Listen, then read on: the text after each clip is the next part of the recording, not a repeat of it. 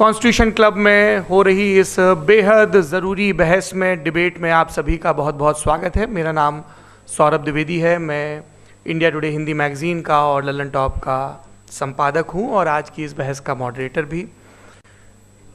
इससे पहले कि ये बहस, जिसका शीर्षक, जिसका टॉपिक है डज गॉड एग्जिस्ट, ये शुरू हो दो विद्वानों के बीच जिनके नाम हैं श्री जावेद अख्तर और श्री मुफ्ती शमाइल नदवी जी, मैं कुछ बुनियादी चीज़ें आप लोगों को बता दूं ताकि ये बहस व्यवस्थित ढंग से चले, वैसे नहीं जैसी बहसों को देखने के हम इन दिनों आदी हो गए हैं। पढ़ी लिखी अकादमिक बहस। इस बहस का प्रारूप कैसा होगा, इसका स्ट्रक्चर कैसा होगा, पहले मैं आपको ये बता देता हूँ। सबसे पहले नौजवान विद्वान मुफ्ती शमाइल नदवी जी 10 मिनट अपनी दलीलें आप लोगों के सामने रखेंगे। उसके बाद जावेद अख्तर साहब 10 मिनट अपनी बात रखेंगे। उसके बाद जिसको हम अंग्रेज़ी में रिबटल कहते हैं, एक जवाबी दौर रहेगा कि आपने जो कहा मैं उससे मुतमईन हूँ कि नहीं हूँ और हमने जो कहा। इसके बाद बहस का राउंड 2 शुरू होगा। दोनों विद्वानों को फिर से 7-7 मिनट का वक्त मिलेगा और इसके बाद रिबटल राउंड 2 होगा 5-5 मिनट का। इसके बाद एक दूसरे से सवाल जवाब होंगे। इसके लिए हमने लगभग 16 मिनट का वक्त तय किया है। अब ये सवालों की प्रकृति पर निर्भर करता है कि कितने सवाल होंगे, इसीलिए हमने वक्त की पाबंदी रखी है। और इसके बाद आखिरी में 5-5 मिनट का वक्त दोनों विद्वानों को एक बार फिर से दिया जाएगा अपने क्लोजिंग आर्ग्यूमेंट के लिए। और उसके बाद जो इस बहस के लिए सबसे ज़रूरी चीज़ है कि आप और हम और इंटरनेट पर देख रहे लाखों करोड़ों लोग, उनके सवाल जवाब होंगे। तो आप लोग जो यहाँ मौजूद हैं, आपके हम कुछ सवाल लेने की कोशिश करेंगे। 30 मिनट का वक्त हमने उसके लिए तय कर रखा है। इस तरह से ये 2 घंटे की बहस पूरी होगी। 2-3 बुनियादी बातें हैं जिनका हमें ध्यान रखना है। किसी भी किस्म की नारेबाजी में हमें शरीक नहीं होना है। ये हल्ला गुल्ला नहीं है, क्योंकि पूरी दुनिया देख रही है, तो एक नज़ीर कायम करनी है, एक उदाहरण लोगों के सामने रखना है कि पढ़े लिखे लोग इत्तेफाकी और नाइत्तेफाकी रखते हुए भी, एक दूसरे से सहमति और असहमति रखते हुए भी बात कह सकते हैं। यहाँ पर मेरे JNU के प्रोफेसर बैठे हैं, पुरुषोत्तम अग्रवाल जी, जिन्होंने हमें क्लास में सिखाया है कि सहमति का साहस और असहमति का विवेक, और इसका ठीक उलट भी, ये बड़ा ज़रूरी है। दूसरी बात, ये किसी एक धर्म के बारे में बहस नहीं है, ये बात सबको स्पष्ट होनी चाहिए। किसी धर्म को महान बताने या किसी धर्म को कमतर बताने की ये बहस नहीं है। तो यदि कोई इस उम्मीद से देख रहा है या यहाँ आया है, तो मैं आपको आश्वस्त करना चाहता हूँ कि आपको नाउम्मीदी हाथ लगेगी। इस बहस में बहुत ज़्यादा धार्मिक प्रतीकों के इस्तेमाल को लेकर भी ये दोनों लोग जो अभी आपको गंभीर दिख रहे हैं, भले लोग हैं, कल शाम को चाय पर मिले थे, बहुत हंसी मजाक भी इनके बीच हुआ था और गलबैयाँ डालते हुए एक तस्वीर भी हुई थी। ये इस बात का प्रमाण है कि इंटरनेट पर जो हल्ला मचा हुआ है उसके मुकाबले ये दोनों लोग बहुत ही अच्छे शांत ढंग से बहस के लिए राज़ी हो गए हैं। ट्विटर की बातें ट्विटर तक सीमित, एलन मस्क आजकल उसको एक्स कहते हैं। और अब इस बहस की शुरुआत मैं इन विद्वानों का, हालांकि इनको परिचय की ज़रूरत नहीं, पर हो सकता है, हमें पत्रकारिता में सिखाया जाता है कि नेवर अज्यूम, विज्ञान भी यही कहता है। मुफ्ती शमाइल नदवी साहब इस्लामिक विद्वान, शिक्षाविद हैं, कोलकाता के वाहियान फाउंडेशन के संस्थापक हैं, लखनऊ की प्रतिष्ठित दारुल उलूम नदवतुल उलमा से ग्रेजुएशन किया है, सोशल मीडिया और सार्वजनिक मंचों पर अध्यापन और बौद्धिक कामों में सक्रिय हैं और इस समय इंटरनेशनल इस्लामिक यूनिवर्सिटी मलेशिया से PhD कर रहे हैं। अच्छी बात यह है कि पढ़ाई के साथ साथ ट्रैवल ब्लॉग भी बनाते हैं। पेट्रोनस टावर के सामने का ब्लॉग हमने देखा। हमारे साथ जावेद अख्तर साहब हैं। जावेद अख्तर साहब कवि हैं, शायर हैं, गद्य भी लिखते हैं, फिल्मों के लिए संवाद लिखे हैं, गीत लिखे हैं। इससे इतर ये वैज्ञानिक सोच को लेकर या अपने डिक्लेयर्ड एथिज्म को लेकर भी मुखर रहते हैं और अपने तहीं रैशनैलिटी की बात करते हैं। देवियों और सज्जनों, डज गॉड एग्जिस्ट, इस सवाल का जवाब सब अपने अपने तहीं खोजने की कोशिश कर रहे हैं। कोई इसको गॉड डैम पार्टिकल की खोज बताता है, कोई गॉड पार्टिकल की खोज बताता है, कोई हिग्स बोसान की खोज बताता है, कोई ये सवाल जवाब तलाशने की कोशिश करता है कि मास एग्जिस्टेंस में आखिर आया कैसे, हुआ क्या था, सृष्टि के पहले, समय के पहले क्या था। और कोई ये कहता है कि ये सारी खोजें जिस मस्तिष्क में हो रही हैं प्रकृति के क्रम में, वो कैसे विकसित हुआ। मैं उम्मीद करता हूँ कि हम आज इन बुनियादी सवालों के कुछ जवाब हासिल करने में कामयाब हूँ। मैं सबसे पहले मंच पर आमंत्रित कर रहा हूँ मुफ्ती शमाइल नदवी साहब को। आइए सर जी।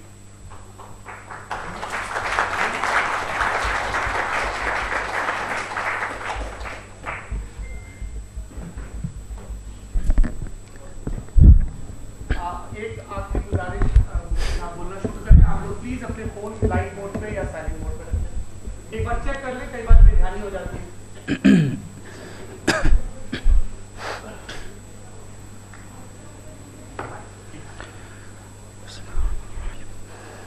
तमाम तारीफ़ें उस क्रिएटर के लिए जिसने इस यूनिवर्स को एक मकसद के तहत पैदा किया है। रिस्पेक्टेड जनाब जावेद अख्तर साहब, मिस्टर सौरभ द्विवेदी और respected audience, thank you all for being here today.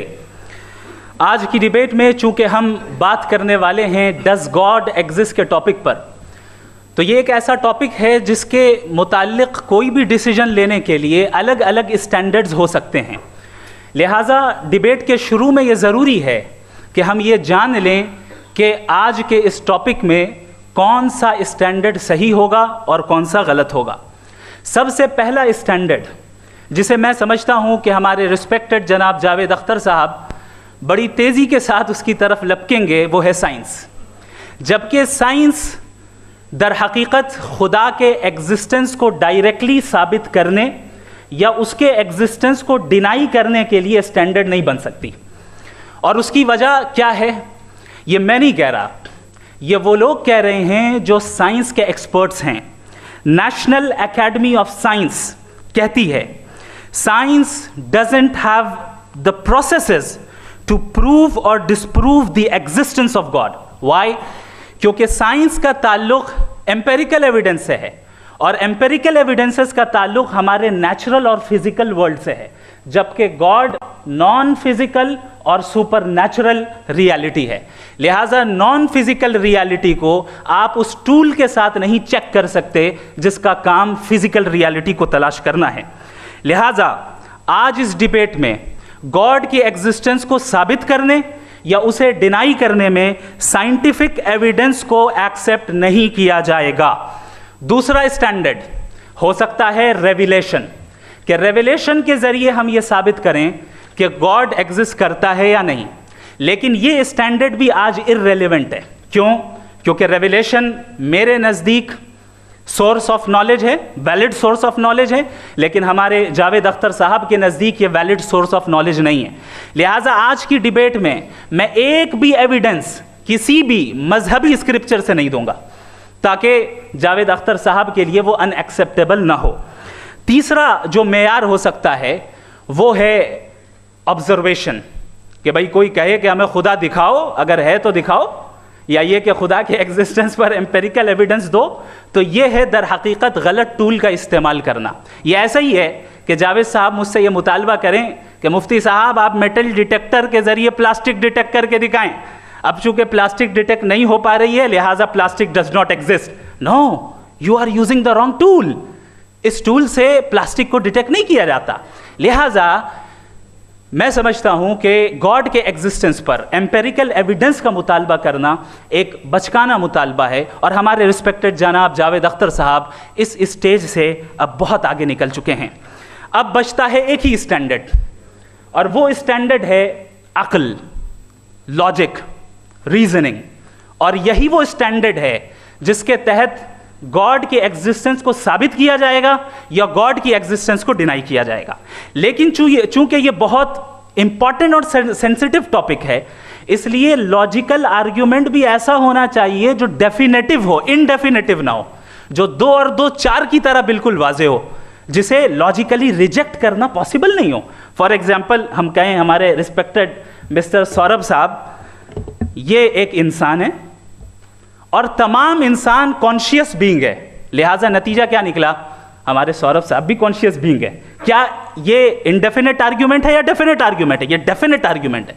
ये 2 और 2 की तरह वाजे है, इसमें किसी तरह जो है लॉजिकली इसको रिजेक्ट नहीं किया जा सकता। तो अगर आज हमारे जावेद अख्तर साहब ऐसी कोई अकली दलील और लॉजिकल एविडेंस दें खुदा के ना होने पर जो डेफिनेट भी हो, तो मैं ये ऐलान करता हूं कि यकीनन मैं उस एविडेंस को कबूल करूंगा और उस पर गौर करूंगा। लेकिन साथ में ये भी ऐलान कर देता हूं प्रेडिक्शन के तौर पर कि ऐसा कोई डेफिनेट आर्ग्यूमेंट कोई नहीं पेश कर सकता। दलील हम देंगे और डेफिनेटिव दलील देंगे, लॉजिकल दलील देंगे, ऐसी दलील देंगे जो एंटायर एथिस्टिक वर्ल्ड उसे रेफ्यूट नहीं कर सकती। चलें अब हम एक एग्जाम्पल सोचते हैं, एक सिनेरियो, सिंपल सिनेरियो, तमाम ऑडियंस से गुजारिश है, हम और आप एक आइसोलेटेड आइलैंड पर हैं, ऐसा आइलैंड जहां पे हमसे पहले कोई कभी नहीं गया। चलते चलते आपके सामने अचानक आपने देखा एक पिंक कलर की बॉल पड़ी हुई है। सबसे पहला सवाल आपके जहन में क्या आएगा कि ये बॉल यहां क्यों आई, कैसे आई, ये पिंक कलर की ही क्यों है, कोई और कलर भी हो सकता था, ये इसी शेप में क्यों है, कोई और शेप भी हो सकता था।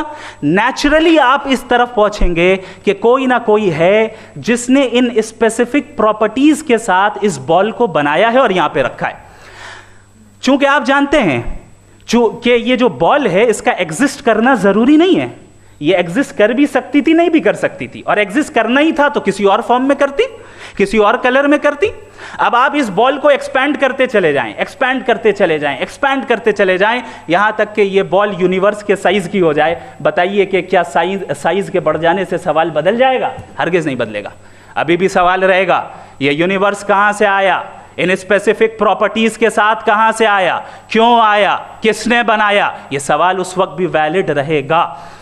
लेकिन ये सवाल अगर हम जनाब जावेद अख्तर साहब से करें तो चूंकि इनका वर्ल्ड व्यू एथिस्टिक है, और सिर्फ इनका नहीं, मतलब जितने भी एथिस्ट हैं और एथिस्टिक वर्ल्ड व्यू को रखने वाले से अगर आप ये सवाल करें कि ये यूनिवर्स कहां से आया, तो इनका जवाब या तो आर्ग्यूमेंट फ्रॉम इग्नोरेंस होगा या डॉगमेटिक होगा। या तो ये कहेंगे कि मुझे नहीं पता कि ये कहां से आया, लिहाजा गॉड डज नॉट एग्जिस्ट, ये आर्ग्यूमेंट फ्रॉम इग्नोरेंस है।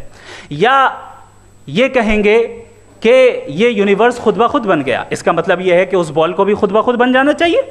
लेकिन बॉल के ताल्लुक से ये एक्सप्लेनेशन एक्सेप्ट नहीं की जाएगी कि खुद ब खुद बन गई, लेकिन यूनिवर्स के ताल्लुक से कर दिया जाएगा। इसे हम दूसरे अल्फाज में डॉगमा भी कह सकते हैं।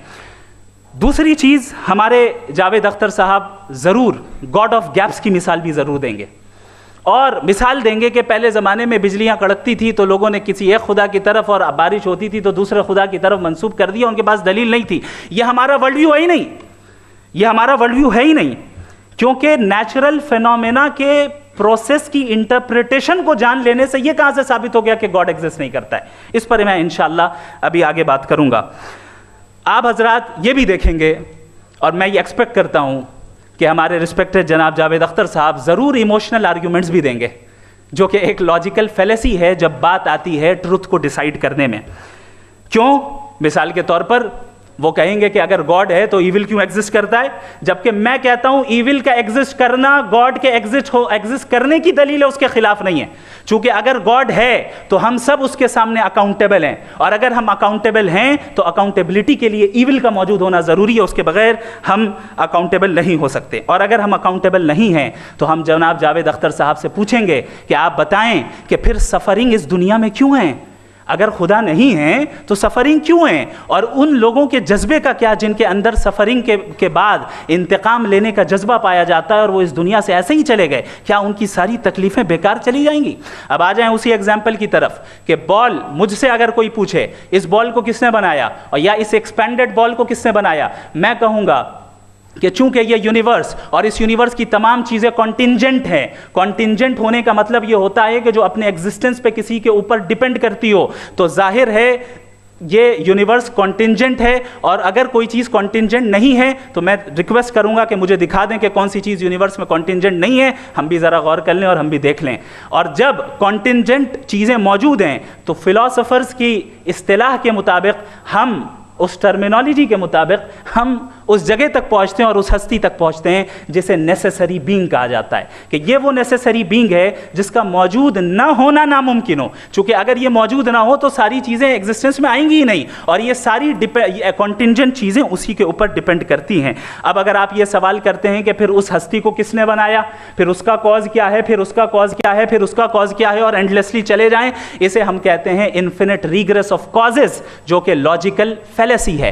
कॉन्सेप्चुअली इंफिनिटी पॉसिबल है। मिसाल के तौर पे न्यूमेरिकल्स 1 2 3 गिनते चले जाएं, इन्फिनिट नंबर्स हैं। मैं कॉन्सेप्चुअली बात नहीं कर रहा, प्रैक्टिकली रियलिटी में साबित करके दिखाएं कि infinite regress of causes possible है या नहीं। अगर पॉसिबल है तो हम मान लेंगे, मिसाल दे दें, और पॉसिबल नहीं है तो एक ही ऑप्शन बचता है जिसे हम कहते हैं नेसेसरी बीइंग। ऐसी नेसेसरी बीइंग जो इंडिपेंडेंट है, क्योंकि अगर वो डिपेंडेंट हुई तो वो नेसेसरी नहीं रहेगी। ऐसी इंडिपेंडेंट बीइंग जो इटर्नल है, अगर वो इटर्नल नहीं होगी, उसकी बिगिनिंग होगी तो वो खुद कॉन्टिंजेंट है। ऐसी बीइंग जो पावरफुल है, क्योंकि कॉन्टिंजेंट को एक्चुअलाइज करने के लिए पावर चाहिए। ऐसी बीइंग जो इंटेलिजेंट है और नॉलेजेबल है, क्योंकि ये यूनिवर्स स्पेसिफिक फॉर्म और स्पेसिफिक लॉज ऑफ नेचर के तहत प्रिसाइजली चल रहा है। Thank you. थैंक यू मुफ्ती साहब। मैं इन दलीलों के बाद जावेद अख्तर साहब से गुजारिश करूंगा, आप बैठ के बोलना चाहेंगे या वहाँ? जी।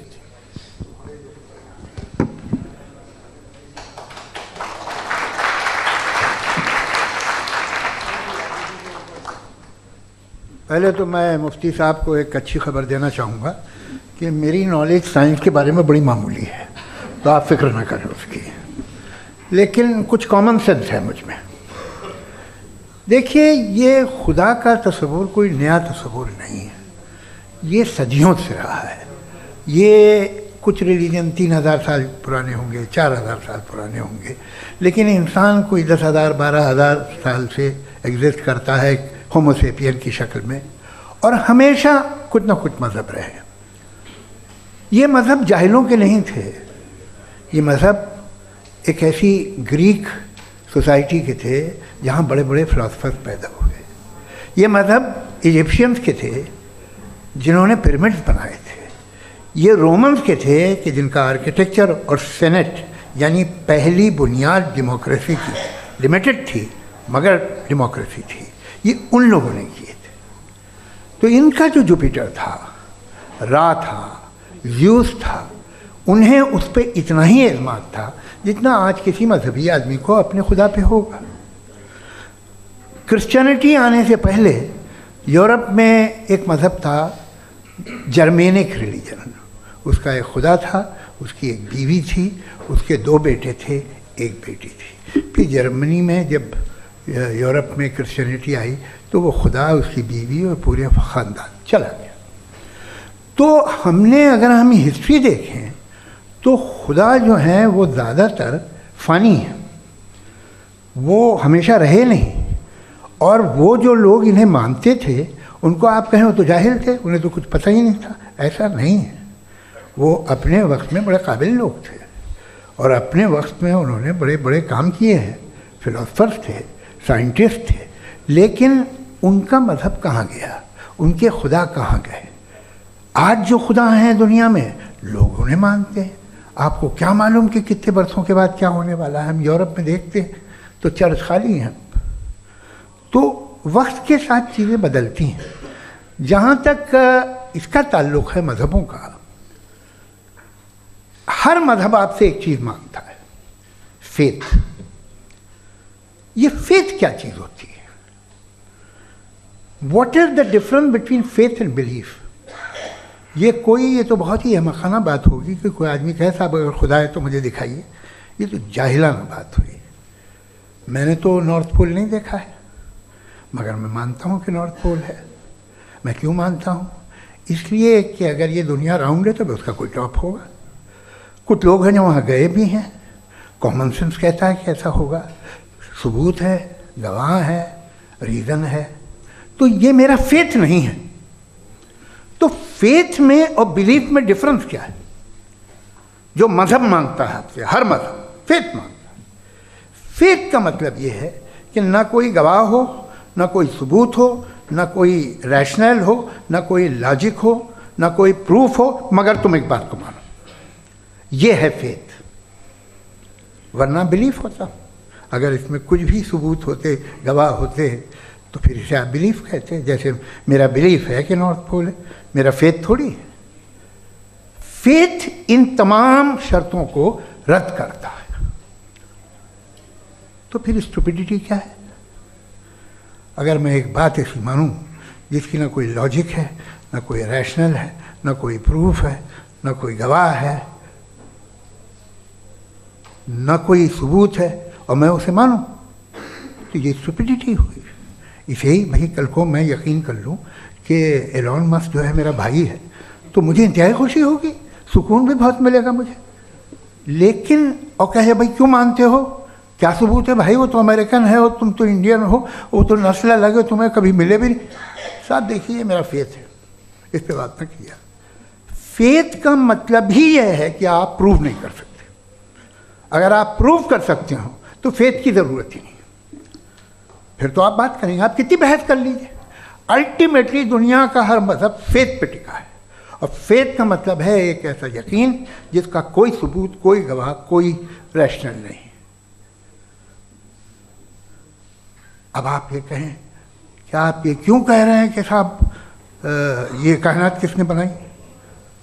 कमाल ये है कि आपने बताया कि एक आइलैंड पर गए और एक बॉल देखी। आपने ये नहीं कहा कि आइलैंड किसने बनाया, आपको सिर्फ बॉल पे हैरत हुई। हमने आइलैंड पे हमने हैरत नहीं की, होते हैं आइलैंड। इसी तरह ये आइलैंड है, सितारे, ये गैलेक्सीज, ये सब आइलैंड हैं खला में। हम उन्हें टेकन फॉर ग्रांटेड लेते हैं, हम पूछते नहीं किसने बनाए। आपने जजीरे के बारे में भी नहीं पूछा है। मेरी पैदाइश कैसे हुई? क्या मैं प्लान्ड पैदा हुआ था? I was plan to be born, या एक लकी स्पर्म था जो किसी एग से चिपक गया? मेरी पैदाइश रैंडम। और इंसाफ जिसे आप कहते हैं, इंसाफ का तो नेचर से कोई वास्ता ही नहीं है। जो आप कहते हैं कि एक दिन इंसाफ मिलेगा, इंसाफ is a human concept, nature में कोई इंसाफ नहीं। अगर शेर हिरन को खा जाता है तो उसे कोई सजा नहीं मिलती। अगर एक आंधी आती है और हरे भरे पेड़ों को उखाड़ के फेंक देती है तो आंधियों की जेल नहीं होती है। नेचर में इंसाफ नहीं, इसलिए मुझे नेचर को इंसाफ की ज़रूरत भी नहीं।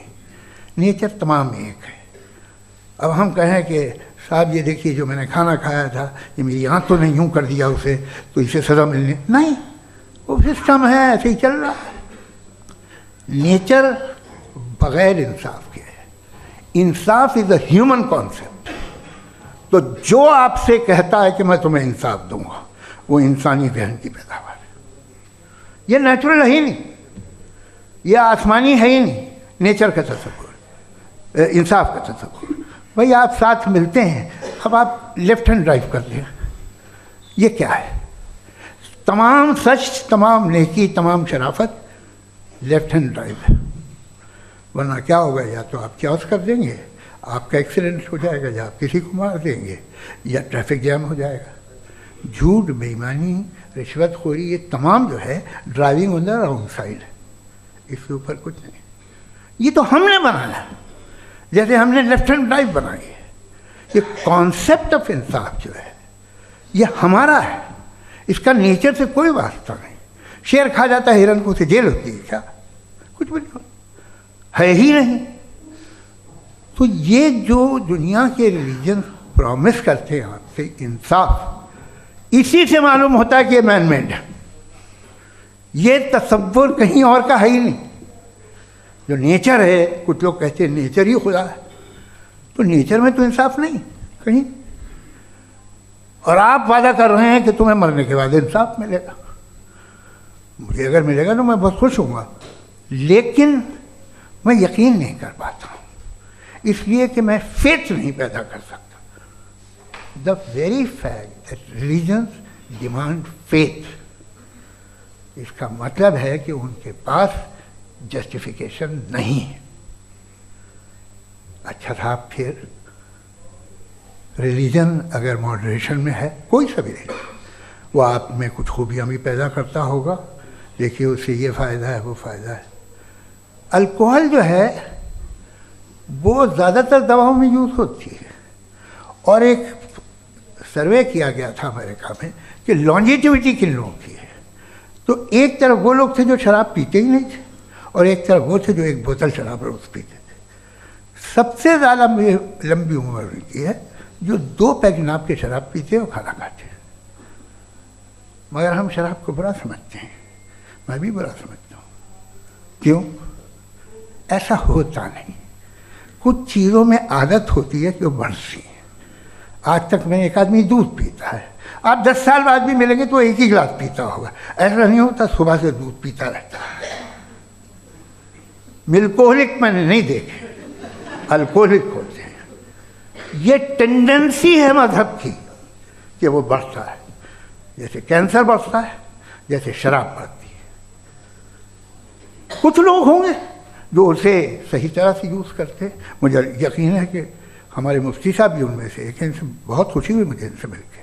लेकिन कितने लोग हैं कि आज आप देखते हैं दुनिया में जो तबाहियाँ हैं, इनमें कितना हाथ है उन लोगों का जो बिलीवर कहते था मजहब ये नहीं कहता, ना कहता होगा, मगर जब ये मजहब पीते हैं तो ऐसे बिहेव करते हैं।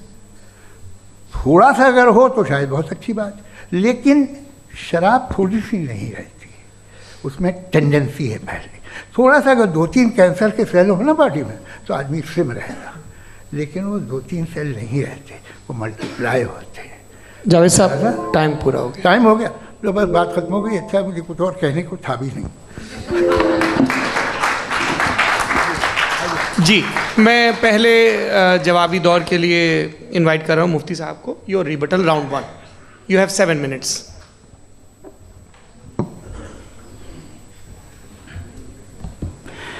Thank you very much Javed साहब। आपकी बात को सुनकर बड़े महजूज हुए हम लोग। महजूज, do you understand? We enjoyed. Okay, अब थोड़ा सा लॉजिकली उसको हम लोग देखते हैं। दरअसल हम लोगों ने कल गुजारिश की थी मुफ्ती साहब से भी, जावेद साहब से भी, कि हिंदुस्तानी ज़बान आम फहम सबको समझ में आ जाए और जहाँ कहीं आप मुश्किल शब्द इस्तेमाल करें वहाँ बताते भी चलें। Thank you. तो सबसे पहले हमारे रिस्पेक्टेड जावेद साहब ने हवाला दिया कि खुदा फ़ानी है। कितने मजहब आगे चले गए, किसी ने जुपिटर को खुदा माना, किसी ने किसी को माना। मैं कहता हूँ जिसने कॉन्टिंजेंट चीज़ को खुदा माना, गलत माना, वो खुदा ही नहीं, वो खुदा ही नहीं है। हम तो नेसेसरी बीइंग को साबित करने बैठे हैं, वो नेसेसरी कॉज जो इटरनल है, जो अबदी भी है और अजली भी है। हम किसी और को साबित करने नहीं बैठे। दूसरी चीज़ उन्होंने कहा कि फेथ एंड बिलीफ, ये एक ऐसी डेफिनेशन है फेथ की जो इन्होंने पहली मर्तबा पेश की है, या माफ़ कीजिएगा इन्होंने पहली मर्तबा पेश नहीं की है, रिचर्ड डॉकिंस ने पहली मर्तबा पेश की है। मुझे मालूम है ये सोर्स कहाँ से है। एपिस्टेमोलॉजिकली फेथ और बिलीफ का फ़र्क आप इस तरह नहीं कर सकते सर। फेथ सही भी होता है, गलत भी होता है। बिलीफ सही भी होता है, गलत भी होता है। जो लॉजिक, रीजन और एविडेंस से बैक्ड होगा वो फेथ सही होगा। और आप जिस फेथ की बात कर रहे हैं कि इलॉजिकल है और उसके पीछे नहीं है, तो we are on the same page. हम नहीं मानते उस फेथ को। जो फेथ ऐसा हो जिसके पीछे कोई लॉजिक ना हो, एविडेंस ना हो, हम नहीं मानते। हम तो उस फेथ के कायल हैं जिसके पीछे लॉजिक हो और एविडेंस हो। तो बिलीफ सही भी होता है, गलत भी होता है, फेथ भी सही होता है और गलत भी होता है। तो आज फेथ और बिलीफ के डिफरेंस पे बात नहीं हो रही है। आज आप चाहे फेथ एक्सेप्ट कर लें या बिलीफ एक्सेप्ट कर लें, आज ये बात होगी कि ट्रूथ क्या है। चाहे ट्रू बिलीफ सही है या ट्रू फेथ सही है, और फॉल्स फेथ क्या है और फॉल्स बिलीफ क्या है, बात इस पे हो रही है। दूसरी चीज इन्होंने पूछा स्टुपिडिटी फिर क्या है। अगर फेथ रिलीजन स्टुपिडिटी नहीं है तो और क्या है? चूंकि फेथ का मुतालबा करते हैं तो स्टुपिडिटी क्या है? मैं कहता हूं स्टुपिडिटी एथिज्म है। उसकी वजह यह है कि आप एक सड़क पे जा रहे हो और आप किसी गार्डन में जाएं और देखें वहां लिखा है फूलों के साथ I love Javed Akhtar, and I really do, I love you sir. So जब आप वहां पर पहुंचे तो वहां पहुंचकर अब ये बताएं, क्या आप ये कहेंगे वाह व्हाट अ नेचुरल सिलेक्शन? ये क्या नेचुरल सिलेक्शन है? नहीं, ये प्रिसाइजली डिजाइंड है, इसके पीछे डिजाइनर है। लिहाजा अगर कोई एक ऐसी कॉमन सेंस की बात को कबूल नहीं कर रहा है कि यूनिवर्स जो इतने प्रिसाइजली काम कर रहा है, हम कह दें कि खुद ब खुद बन गई, मैं समझता हूं इससे बड़ी स्टुपिडिटी और कुछ नहीं है। ये इर्रेशनल चीज है। फिर हमारे सर ने कहा कि आपने बॉल पे फोकस किया, आइलैंड पे फोकस नहीं किया। अरे आइलैंड को किसने बनाया, यही समझाने के लिए तो बॉल की मिसाल दे रहा हूं। और बॉल भी कॉन्टिंजेंट है, आइलैंड भी कॉन्टिंजेंट है, दोनों नेसेसरी बीइंग का मुतालबा करते हैं। आगे इन्होंने कहा कि नेचर में कोई इंसाफ नहीं है, हम डिसाइड करते हैं कि मोरालिटी क्या होती है, इंसाफ क्या होता है, हम डिसाइड करते हैं। जैसे ड्राइविंग सीट में ट्रैफिक वाला, ये तो किसी खुदा ने नहीं कहा, ये है, इसे कहते हैं फॉल्स इक्विवेलेंस, ये एक लॉजिकल फेलेसी है। आपने जो है मिसाल दी ड्राइविंग की और ट्रैफिक की, ये सब्जेक्टिव मोरालिटी है। आप सब्जेक्टिव मोरालिटी को मिसाल बनाकर ऑब्जेक्टिव मोरालिटी के ऊपर नहीं थोप सकते। इंसाफ की ऑब्जेक्टिव मोरालिटी। अगर आप ये कहते हैं कि नेचर में इंसाफ नहीं है, तो इंसाफ का न होना ये नेचुरल हुआ, तो फिर नेचर को नेचर रहने दे, क्यों हम इतना स्ट्राइव कर रहे हैं दुनिया में इंसाफ लाने के लिए? ये तो इलॉजिकल बात है, इर्रेशनल बात है। इसलिए बहुत सी चीजें ऐसी हैं जो ऑब्जेक्टिवली जो है इविल या गुड हैं, और बहुत सी चीजें ऐसी हैं जो सब्जेक्टिवली हैं। सब्जेक्टिवली जो मोरल होता है या इमोरल होता है, उसको हम सोशल कंसेंसस से या पर्सनल प्रेफरेंस से डिसाइड करते हैं। लेकिन जो ऑब्जेक्टिव मोरालिटी है, जिसमें इंसाफ आया, जो इन्होंने बार बार रिपीट किया, ये ऑब्जेक्टिव है, सब्जेक्टिव नहीं है। अगर आप कहते हैं ये सब्जेक्टिव है, तो मेरा सवाल आपसे ये है, क्या सोशल कंसेंसस के जरिए अगर जुल्म को सही करार दे दिया जाएगा तो आप जुल्म को जस्टिफाई करेंगे? दूसरी चीज इन्होंने ये कहा कि 2 पैक शराब पी लें तो वो उतने पे नहीं रहता, बढ़ जाता है। यही मामला मजहब के साथ है, 2 पैक आप पी लें बढ़ेगा। तो ये एक ऐसी मिसाल है, इसको कहीं भी फिट कर लें कि आप एथिज्म पे जब फिट करें, जब आप 2 पैक एथिज्म का लेंगे ना, तो वो बढ़ बढ़ के नॉर्थ कोरिया बनेगा। Thank you.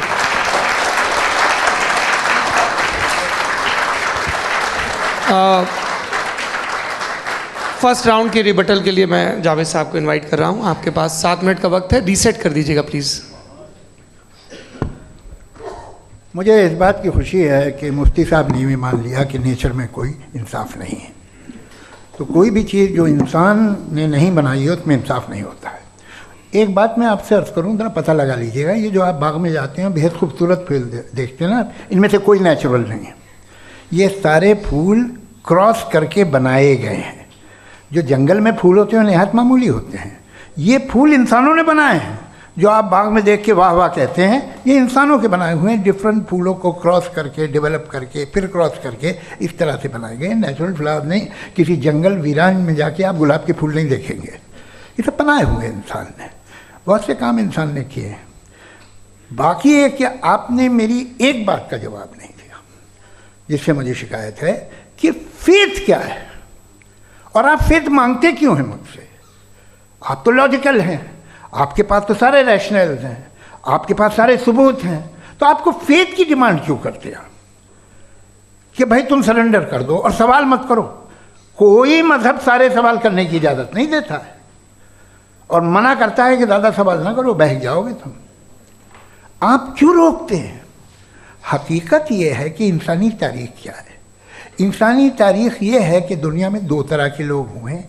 एक वो जिन्होंने अपनी लाइल्मी की परस्तिश की है, दूसरे वो जिन्होंने अपनी इग्नोरेंस या लाइल्मी से झगड़ा किया है और मालूम किया है कि क्या है। ये जो आप कह रहे हैं, आज आप हैरान हैं कि भाई ये यूनिवर्स कैसे बनी। लोग हैरान थे कि सूरज डूबता है तो इधर से कैसे निकलता है।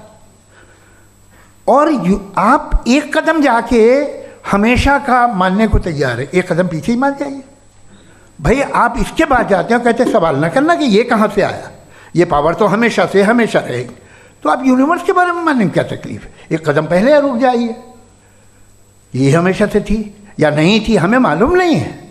और ये कहना कि हमें मालूम नहीं है, कमाल ये है कि दुनिया के सारे मज़हब सब जानते हैं ये दुनिया कैसे बनी थी, कैसे मिटेगी, मरने के बाद क्या होगा, इनको सब इल्म है। इनको किसी को डायनासोर होते थे पहले ये नहीं पता था, किसी को नहीं पता।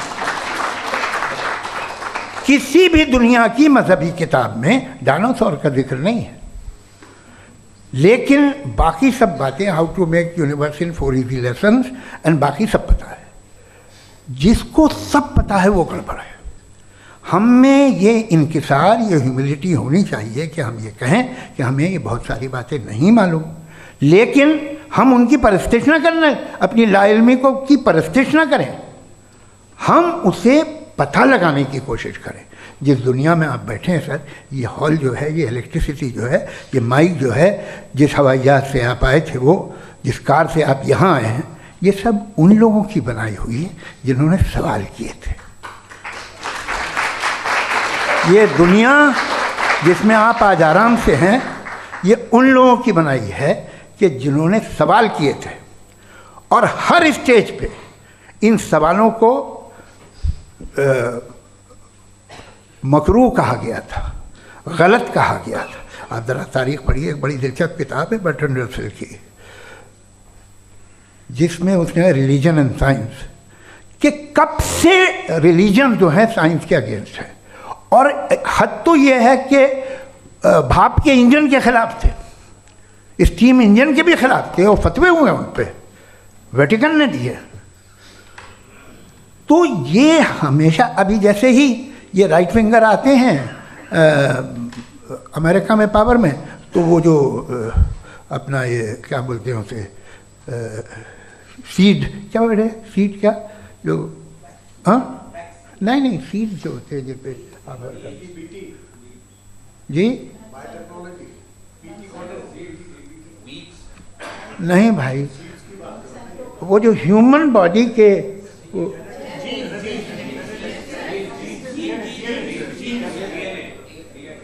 उस पर रिसर्च बंद हो जाती है, रिपब्लिकन नहीं करने देते। अरे भाई इतना डर क्या है तुम्हें? एक ज़माने में बहुत नाराज़ थे ये सारे मजहबी लोग कि ये इंसान तो इंसान बनाने की कोशिश कर रहा है। आपको क्या तकलीफ भाई, बना ले तो बना लेने दो, ये खौफ क्या है? और ये सब आज जो आप कह कर रहे हैं नामुमकिन है, ये कैसे हुआ? मुझे एक किस्सा याद आता है। जब मैं छठी क्लास में था तो मैं मैथमेटिक्स में बहुत वीक था, तो एक टीचर रख दिया गया, उसने 1 2 3 4 5 6 7 तो सिखा दिया मुझे। वो दिन मैं भूल नहीं सकता हूँ मुफ्ती साहब, जिस दिन उसने ये बताया कि 1/2 क्या होता है और 3/4 क्या होता है। मुझे ऐसा लगा कि मेरा सर बीच से फट जाएगा। ये आदमी कह रहा है कि जो दीवार के अंदर जाओ वॉक करते हुए। आज हंसता हूँ मैं इस बात पे। तो आज जो बातें आपके जहन से बिल्कुल परे हैं और आप हैरान होते उन्हें देख के, एक वक्त आएगा कि मामूली लगेंगे। और हुआ है, आपकी इंसानी तारीख़ ही है। इतनी जल्दी सारे फैसले आप मत कर लीजिए, थोड़ा ये ह्यूमिलिटी रखिए कि भाई ये हमें नहीं मालूम। ये कहने में क्या है, ये यूनिवर्स कहाँ तक फैली, ये कब से है और कब तक रहेगी, हमें नहीं मालूम। आपने फैसला कर लिया कब बनी। ये आपके हिसाब से कोई 14 बिलियन ईयर बनी जो समझा जाता है। उससे पहले हज़ारों करोड़ों अरबों साल तक खुदा बैठा क्या कर रहा था? खामोश बैठा था, ऐसी जमाइयाँ ले रहा था। फिर उसे आइडिया है, यार एक काम करते, वक्त अच्छा गुजर जाएगा, यूनिवर्स बनाते। सोचिए, वो तो हमेशा से है ना, मगर यूनिवर्स हमेशा से नहीं है, ये तो बनाई गई है। और उससे पहले क्या था, इनका क्या काम था? कैसी बात है, ये बड़ा आसान है। जो बात हमें आज धीरे धीरे पता चली है, बरसों 2000 और 2500 साल पहले आपको किसी ने बता दिया कि क्या था, आप मान गए, और तब से वही मान रहे हैं जो 2500 साल पहले कहा गया था। सब कुछ बदल गया है, सॉल्व हो रही हैं चीज़ें।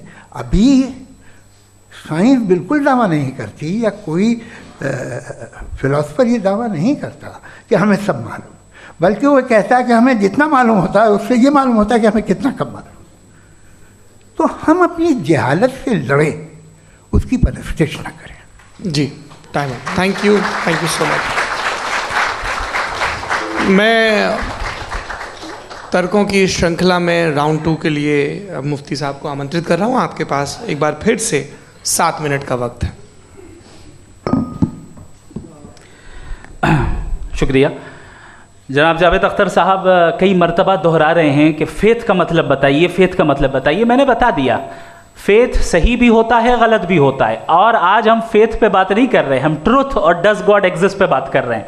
क्या डज गॉड एग्जिस्ट, ये ट्रुथ यानी गॉड है या नहीं है, इसमें से दोनों ट्रुथ क्या है। अब आप उसे फेथ कह लें, बिलीफ कह लें, नॉट माई बिजनेस।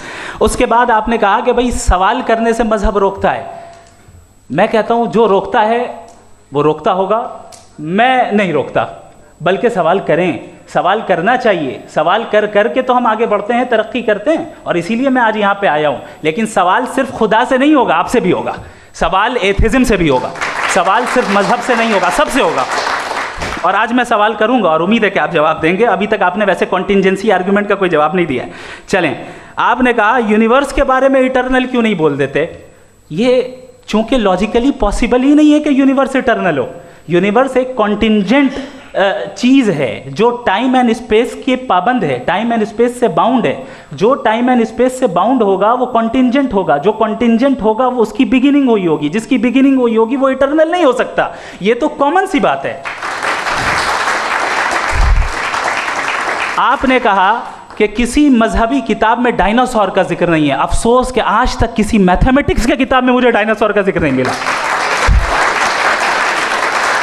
तो इसका मतलब मैथमेटिक्स की किताब बेकार है? नहीं, उसका वो टॉपिक नहीं है। रेवलेशन का और मजहबी किताबों का टॉपिक ये नहीं है कि आपको आके बताए साइकिल कैसे बनाते हैं या आकर ये बताएं कि जो है डायनासोर कब था। वो तो मोरालिटी सिखाने आया है, गॉड के बारे में बताने आया, नॉन फिजिकल रियलिटी की हकीकत को सिखाने के लिए आया।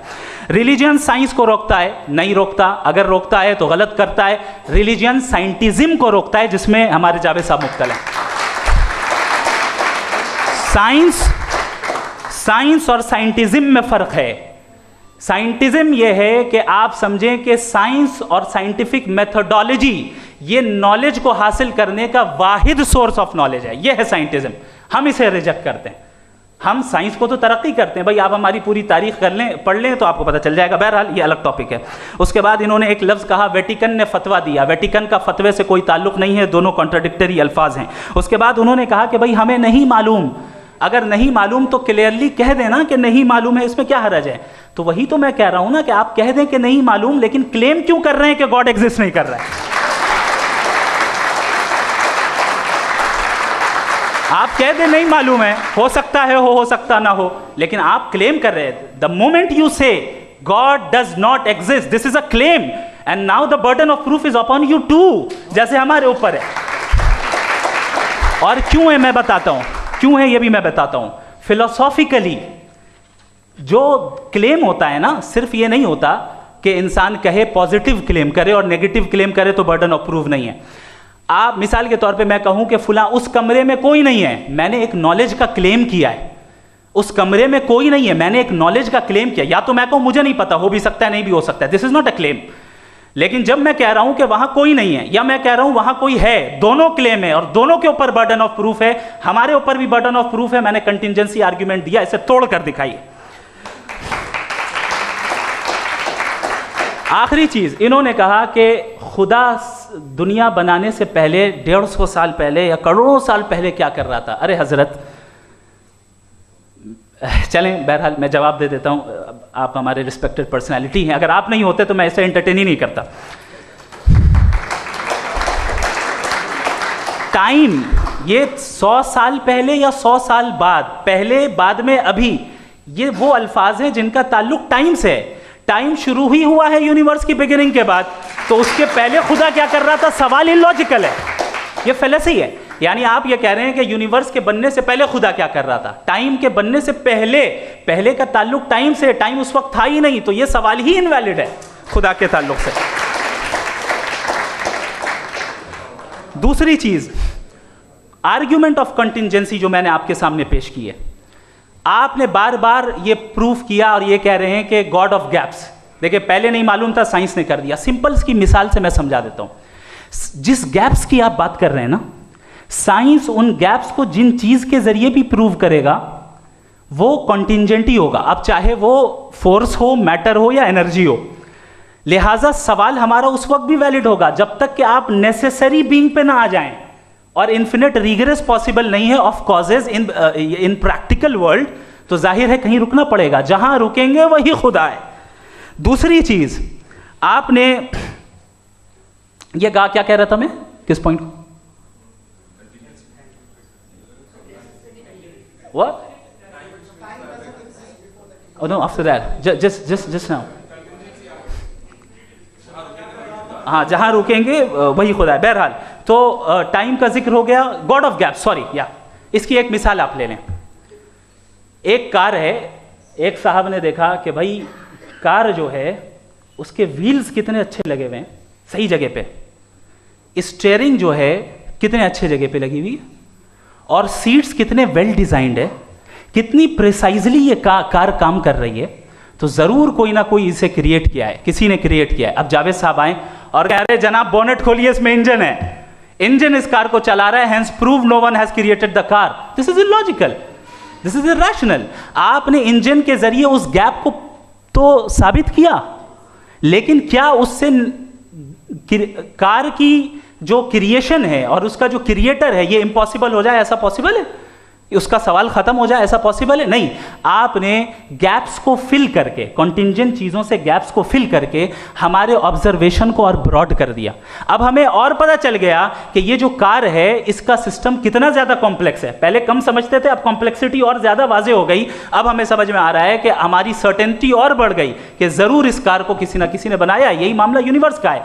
साइंस हमेशा फिजिकल वर्ल्ड की चीज़ों को ही फिल करती जाएगी और फिजिकल चीज़ों से ही करती जाएगी, चूंकि एम्पेरिकल एविडेंस का ताल्लुक फिजिकल वर्ल्ड से है।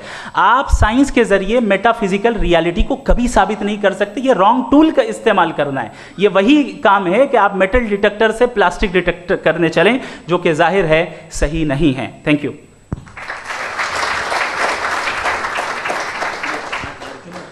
जी, ये आर्ग्यूमेंट का राउंड 2 है। हाँ। 7 मिनट है।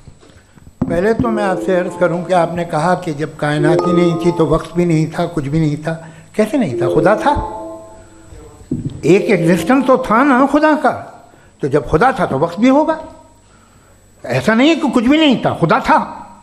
अच्छा, बाकी एक आपने कहा साहब आप साबित कीजिए, आपके पास भी लॉजिक है, मेरे पास भी लॉजिक है। आप मेरा जिम्मेदारी नहीं है साबित करना कि खुदा है। बर्टन रसल ने बड़ी अच्छी बात कही।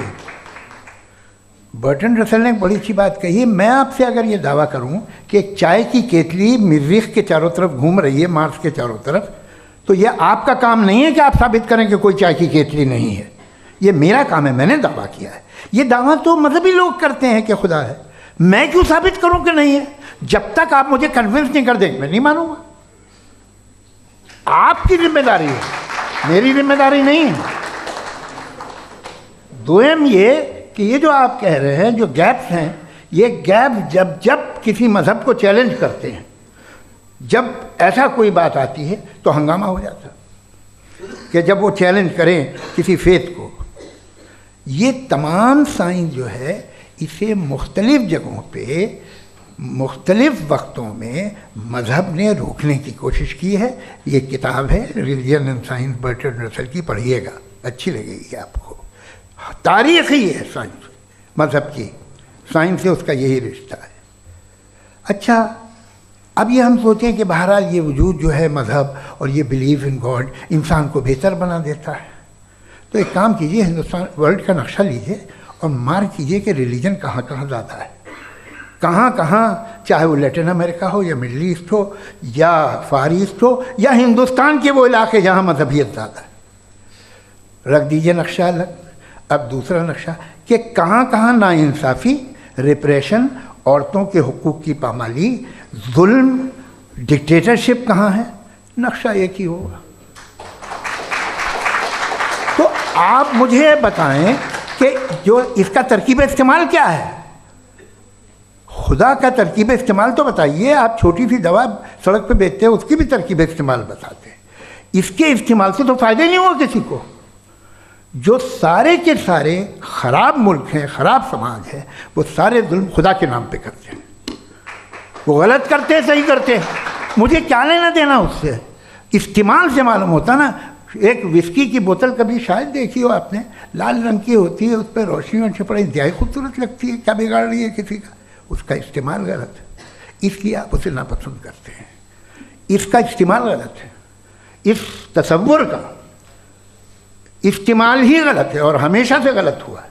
आप देख लीजिए, इंसानी तारीख देख लीजिए, आज देख लीजिए, हिंदुस्तान देखिए, दुनिया देख लीजिए क्या हो रहा है। इसे कैसे इस्तेमाल कर रहे हैं फेथ वाले लोग? क्या फेयर हैं, जस्ट हैं, जो अपने खुदाओं पे यकीन रखते हैं? वो किस तरह के लोग हैं? वो लोगों को इंसाफ देते हैं, वो बेहतर इंसान बने। तो इस दवा का फ़ायदा क्या है? चलो बहुत फ़ायदा हो रहा तो मैं इस्तेमाल कर लूँगा। मुझे तो इस दवा का कोई फ़ायदा दिखता ही नहीं।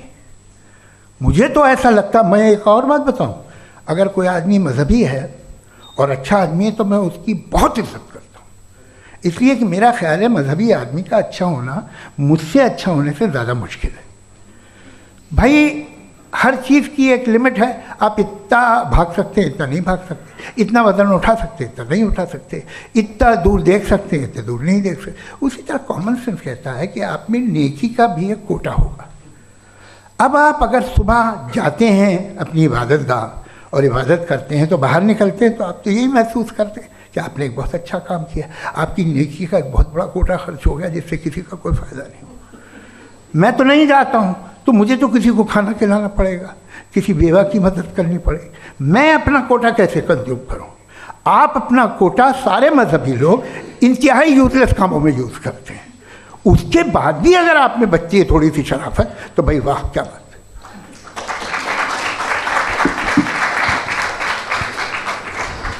है। एक तो मुझे ये बात बहुत अच्छी लग रही है कि दोनों ही विद्वान समय को मानते हैं और बहुत समय से अपनी दलीलें और बाज़ दफ़ा समय से पहले अपनी तकरीरें पूरी करके अपनी अपनी कुर्सी पर बैठ रहे हैं। ये इस आर्ग्यूमेंट का राउंड 2 पूरा हुआ। अब रिबटल का राउंड 2 है और उसके बाद क्रॉस एग्जामिनेशन होगा। नहीं, आपका आर्ग्यूमेंट हो गया सर। हमारे यहाँ स्कूल के सिलेबस में पंच परमेश्वर कहानी पढ़ाई जाती है, प्रेमचंद जी की लिखी हुई। आप निश्चिंत रहिए, आपके कोई राउंड में मिस नहीं होने दूंगा। रिबटल का राउंड 2 मुफ्ती शमाइल नदवी साहब।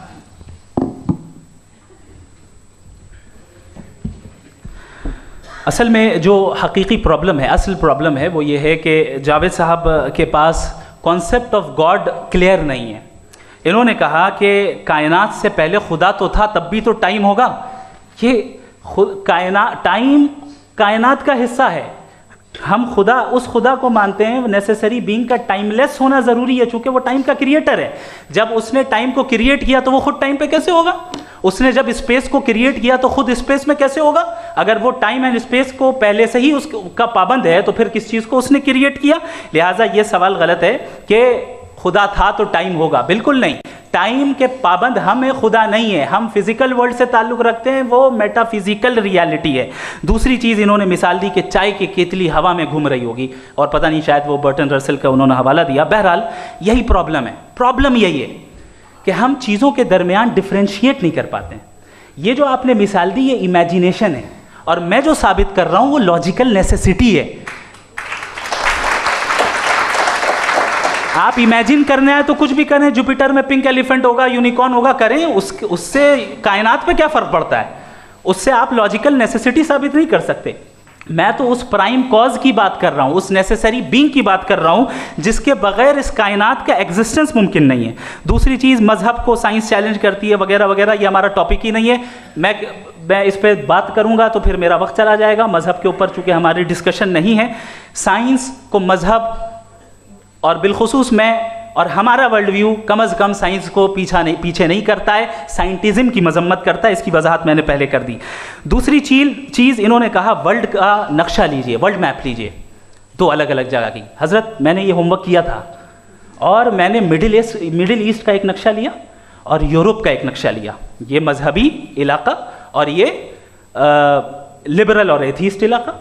मुझे पता चला कि सबसे ज़्यादा रेप केसेस जो हैं वहाँ पर हैं।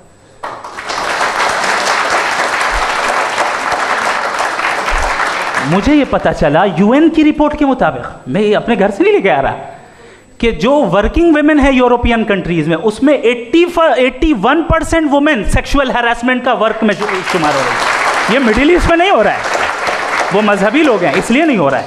दूसरी चीज़, आपने ये कहा कि मजहबी आदमी का अच्छा होना हमारे अच्छे होने से बहुत मुश्किल है, बहुत मुश्किल है। तो इसका मतलब यह है कि गॉड के अलावा आपके पास अच्छे और बुरे का कोई स्टैंडर्ड है।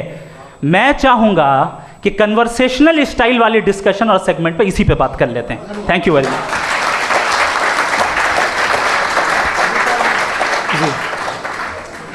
ये रिबटल का राउंड 2 है। आपके पास 5 मिनट का वक्त है और इसके बाद क्रॉस एग्जामिनेशन शुरू करेंगे। आप चाहें तो जो इन्होंने सवाल पूछे उनके जवाब आप रिबटल में भी दे सकते हैं। जी जी, देखिए पहले तो ये बात कि ये मिसाल गलत है।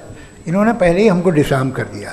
कह लिया अकल से मामला सॉल्व नहीं हो सकता, लॉजिक से आप पहुंच नहीं सकते। ये एक मेटाफिजिकल चीज़ है। मेटाफिजिकल अजीब सा लफ्ज़ है, ठीक से किसी को माने नहीं मालूम इसके, तो ऐसा लगता है कुछ बड़ी चीज़ है। अरे भाई क्या होता है मेटाफिजिकल, बताओ, खड़ी हो। ये एक लफ्ज़ है जो कहीं भी इस्तेमाल हो जाता है। जब आप एक बात कर रहे हैं और आप मुझसे बहस कर रहे हैं तो मुझे मेटाफिजिकल मत बताइए, आप लॉजिकली मुझे प्रूव किए। और अगर लॉजिकली आप नहीं बात करते साहब ये मेटाफिजिकल है, तो फिर हम आप बात क्या कर रहे हैं? मेरा आपका किस ज़बान में कॉन्वर्सेशन होगा? और ये कहना कि वक्त पहले नहीं था, तो फिर क्यों कहते हैं ये हमेशा से और हमेशा रहेगा? हमेशा वक्त है, तो आप कैसे कहते हैं वो हमेशा से है और हमेशा रहेगा?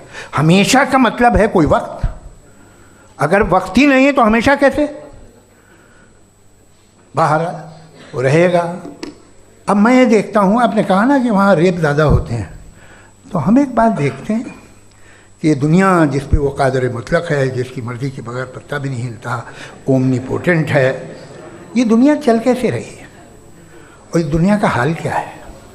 45,000 बच्चे जो 10 साल की उम्र से कम थे वो गाज़ा में मरे।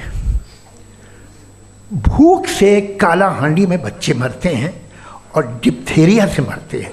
डिप्थेरिया अजीब मर्ज है, गले में जाली बनना शुरू होती है, बच्चा नीला हो जाता है, गरीब का बच्चा, इसलिए कि उपास इलाज नहीं। ये कादर मुतलक है जो चाहे कर दे, इससे आप दुआएं मांगते हैं हमारी ये काम कर दे वो कर दे, तो इसका मतलब डे टू डे लाइफ में वो इंटरफेयर करता है और ये देख रहा है वो। अगर वो वाकई भी है फॉर डिस्कशन सेक, तो मैं जब दुनिया देखता हूँ तो मेरे दिल में उसके लिए कोई इज्जत नहीं पैदा होती। ये क्या कर रहे हो तुम पूरे ऑल पावरफुल हो, ओमनीपोटेंट हो, ओमनी प्रेजेंट हो। तुम तो वहाँ गाज़ा में रहे होगे ना, तुम हर जगह हो। तुम देख रहे थे कि बच्चे की कैसे धज्जियाँ उड़ रही, तुम देख रहे थे और तुम चाहते हो मैं तुम्हारी परस्तिश करूँगा, तुम हो भी। अरे यार, इसके अच्छे तो हमारे चीफ प्राइम मिनिस्टर हैं, कुछ तो ख्याल करते हैं। कमाल है, आप किसकी इबादत कर रहे हैं? अगर वो है भी, ये दुनिया नाइंसाफ़ी से, जुल्म से, जबर से, तशद्दुद से भरी हुई है। और आप ये मत कहिएगा कि वो देख रहा है और वो बताएगा एक दिन। अगर वो देख रहा है और इंटरफेयर नहीं करता तो आप दुआ क्यों मांगते? आप कहते हैं मेरा ये काम करा दे, इसके मतलब है वो दखल दे सकता है, वो आपको नौकरी दिलवा सकता है, भले दूसरे आदमी को ना मिले, मगर आपका काम कर देगा चूँकि आपने दुआ मांगी है। तो जब वो आपको नौकरी दिला सकता है, लड़की की शादी कर सकता है, बेटे को ग्रीन कार्ड दिलवा सकता है, तो कम से कम ये जो मर रहे हैं बच्चे, इनको रोक दे, कुछ तो करे। मुझे तो दुनिया में, इस दुनिया का कोई मालिक है, इसका ओमनीपोटेंट कोई रूलर है, और ये दुनिया ऐसी चल रही है। मैं तो चाहूँगा कि भाई ना हो, अगर हो तो बड़ी शर्मिंदगी की बात है। शुक्रिया।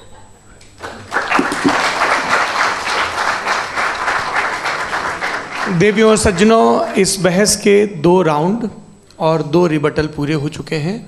अब सबसे ज़रूरी और सबसे मुश्किल राउंड शुरू हो रहा है, क्रॉस एग्जामिनेशन का।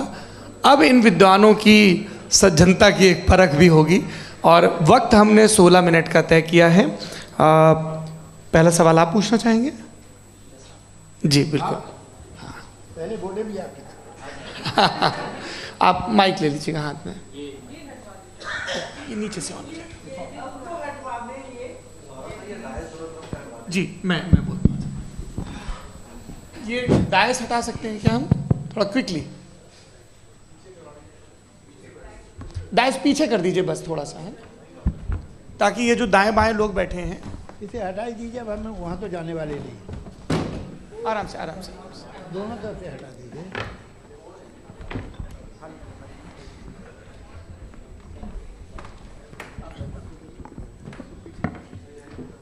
इस बीच आप लोग भी अपने अपने सवाल तैयार कर लें। ये ध्यान रखेंगे कि मैं यहाँ से सवाल लूँगा, आप लोगों को अपना हाथ ऊपर करना है, अपना नाम बताना है और अधिकतम 3 वाक्यों में अपना सवाल पूरा करना है। कई लोग सवाल की जगह भाषण देने लगते हैं, उससे आज बचना है। जी मुफ्ती साहब, पहला सवाल आपका, 16 मिनट हैं, हम दोनों लोगों के सवाल लेंगे। जी बहुत शुक्रिया। आपकी जो अभी बात हुई बहुत अहम थी, मैं इसको चाहूँगा कि आगे डिस्कस करूँ, लेकिन चूँकि अभी ये वो सेगमेंट है क्रॉस एग्जामिनेशन, तो सबसे पहला सवाल आपसे ये है कि जो मैं इतनी देर से कॉन्टिंजेंसी आर्ग्यूमेंट आपको बता रहा था, ये अकल से ही बता रहा था हजरत, आप ये बताएं कि आप इन्फिनिट रिग्रेस ऑफ कॉजेस को पॉसिबल मानते हैं या नेसेसरी बीइंग के एग्जिस्टेंस को सही समझते हैं, चूंकि दो ही ऑप्शन हो सकता है, आप ये बताएं। देखिए, आपको मैं ईमानदारी से बात करूं, एक तो मैं कॉन्टिजेंसी वर्ड ठीक से समझता नहीं, और इस वक्त भी जो आपने अंग्रेज़ी के अल्फाज इस्तेमाल किए वो ज़रा थोड़े से मुझे डिफ़िकल्ट और कॉम्प्लिकेटेड लगे, तो आप ज़रा सिंपल ज़बान में सवाल कर सकते हैं। बिल्कुल कर सकता हूँ जी। यूनिवर्स की हर चीज़ कॉन्टिंजेंट होने का मतलब ये है कि वो अपने एग्जिस्टेंस में किसी के ऊपर डिपेंडेड है। जो भी चीज़ डिपेंडेड होगी वो चीज़ इंडिपेंडेंट नहीं हो सकती, तो उसका कोई ना कोई कॉज होगा। तो अब आप क्या समझते हैं कि ये इन्फिनिट रीग्रेस है, यानी कॉज पर कॉज, कॉज पर कॉज, कॉज पर कॉज, और कभी कोई यानी ये एंडलेसली चलता रहा? क्योंकि अगर ऐसा होगा तो हम तो एग्जिस्टेंस में आते ही नहीं, लॉजिकली ये मुत्तफक अलैह चीज़ है, मुत्तफक अलैह अग्रीड अपॉन। ओके, इस पे हमने एग्री किया था कि मुश्किल शब्द आएगा तो अर्थ बताना पड़ेगा। तो इन्फिनिट रिग्रेस तो पॉसिबल नहीं है, तो कहीं ना कहीं आपको रुकना पड़ेगा ऐसे नेसेसरी बीइंग पर। नहीं, कोई ज़रूरत नहीं रुकने की। किसने कहा आप रुकना पड़ेगा? आप रुकते हैं खुदा पे, आप नहीं रुकते। आप कहते हैं वो हमेशा से, जब उस वक्त से जब वक्त नहीं था। आप कहाँ रुकते हैं कि अब हुआ था वो? आप नहीं कहते। हम क्यों नहीं मान सकते कि यूनिवर्स जो है और बल्कि मल्टीवर्सेस जो है वो हमेशा से हैं, वो बनती है, बिगड़ती है।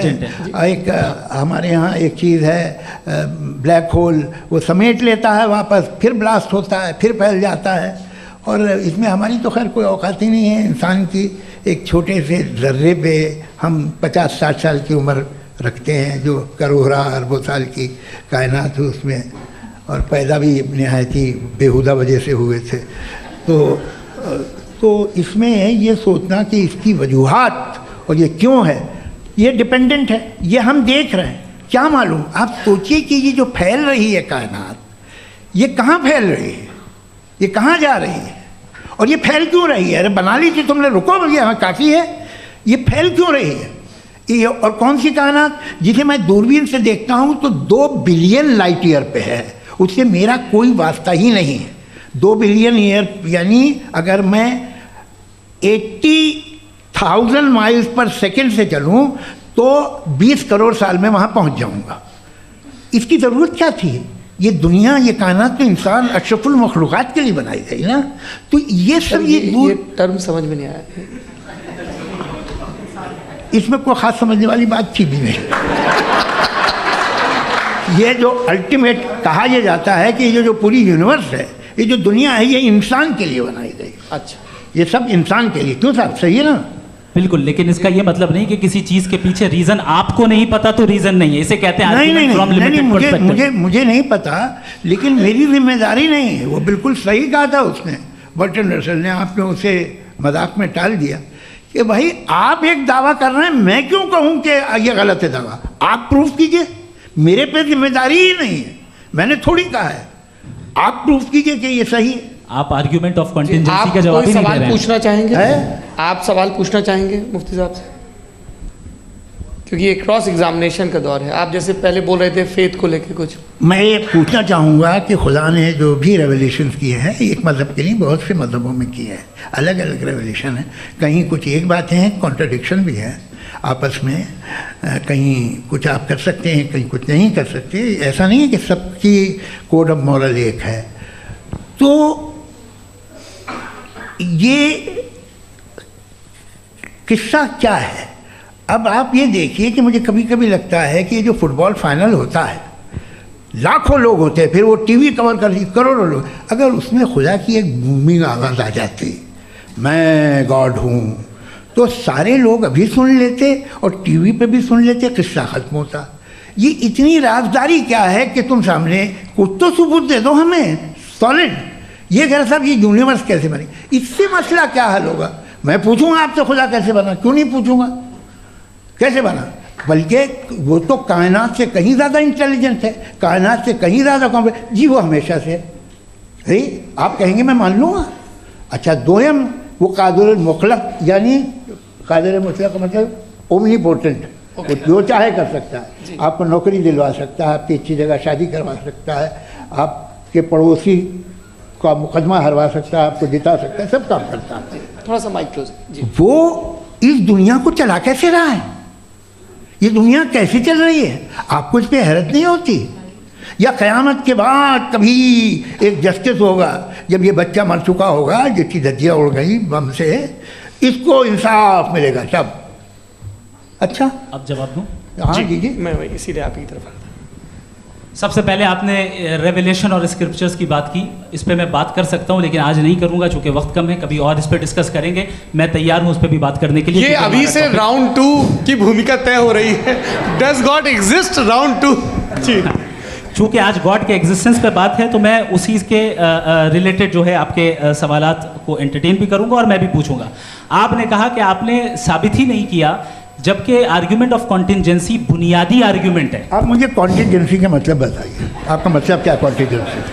कॉन्टिजेंसी का मतलब ये हुआ कि हर वो वजूद जो किसी भी चीज़ का पाबंद है, हर वो वजूद या हर वो चीज़ जो अपने एग्जिस्टेंस में किसी भी चीज़ के पाबंद है और उससे बाउंड है, उसको उसकी ज़रूरत है, उस पर डिपेंड करती है, तो जाहिर सी बात है कि उसका कोई ना कोई कॉज होता है। ये तो अक्ल की बात है, ये आप रीजनिंग की बात करते हैं, मैं वही कर रहा हूँ। दूसरी चीज़ आपने ये बात कही कि इतने बिलियन लाइट ईयर्स दूर है, उसका मेरा क्या लेना देना। फिर मेरे ख्याल से आपको ये नहीं कहना चाहिए I think therefore I am an atheist. आपको सोचना चाहिए, सिर्फ आप एक लिमिटेड दायरे में रहकर नहीं सोचें बल्कि बाहर निकलकर सोचें। आपने तीसरा सवाल किया, आपने 2-3 सवाल एक साथ। ऐसी बातें ना कीजिए, कुत्तों को इतराज़ हो जाएगा आप पे कि आप कुछ भी सोचिए। ये इजाज़त आपको है नहीं, मुझे है।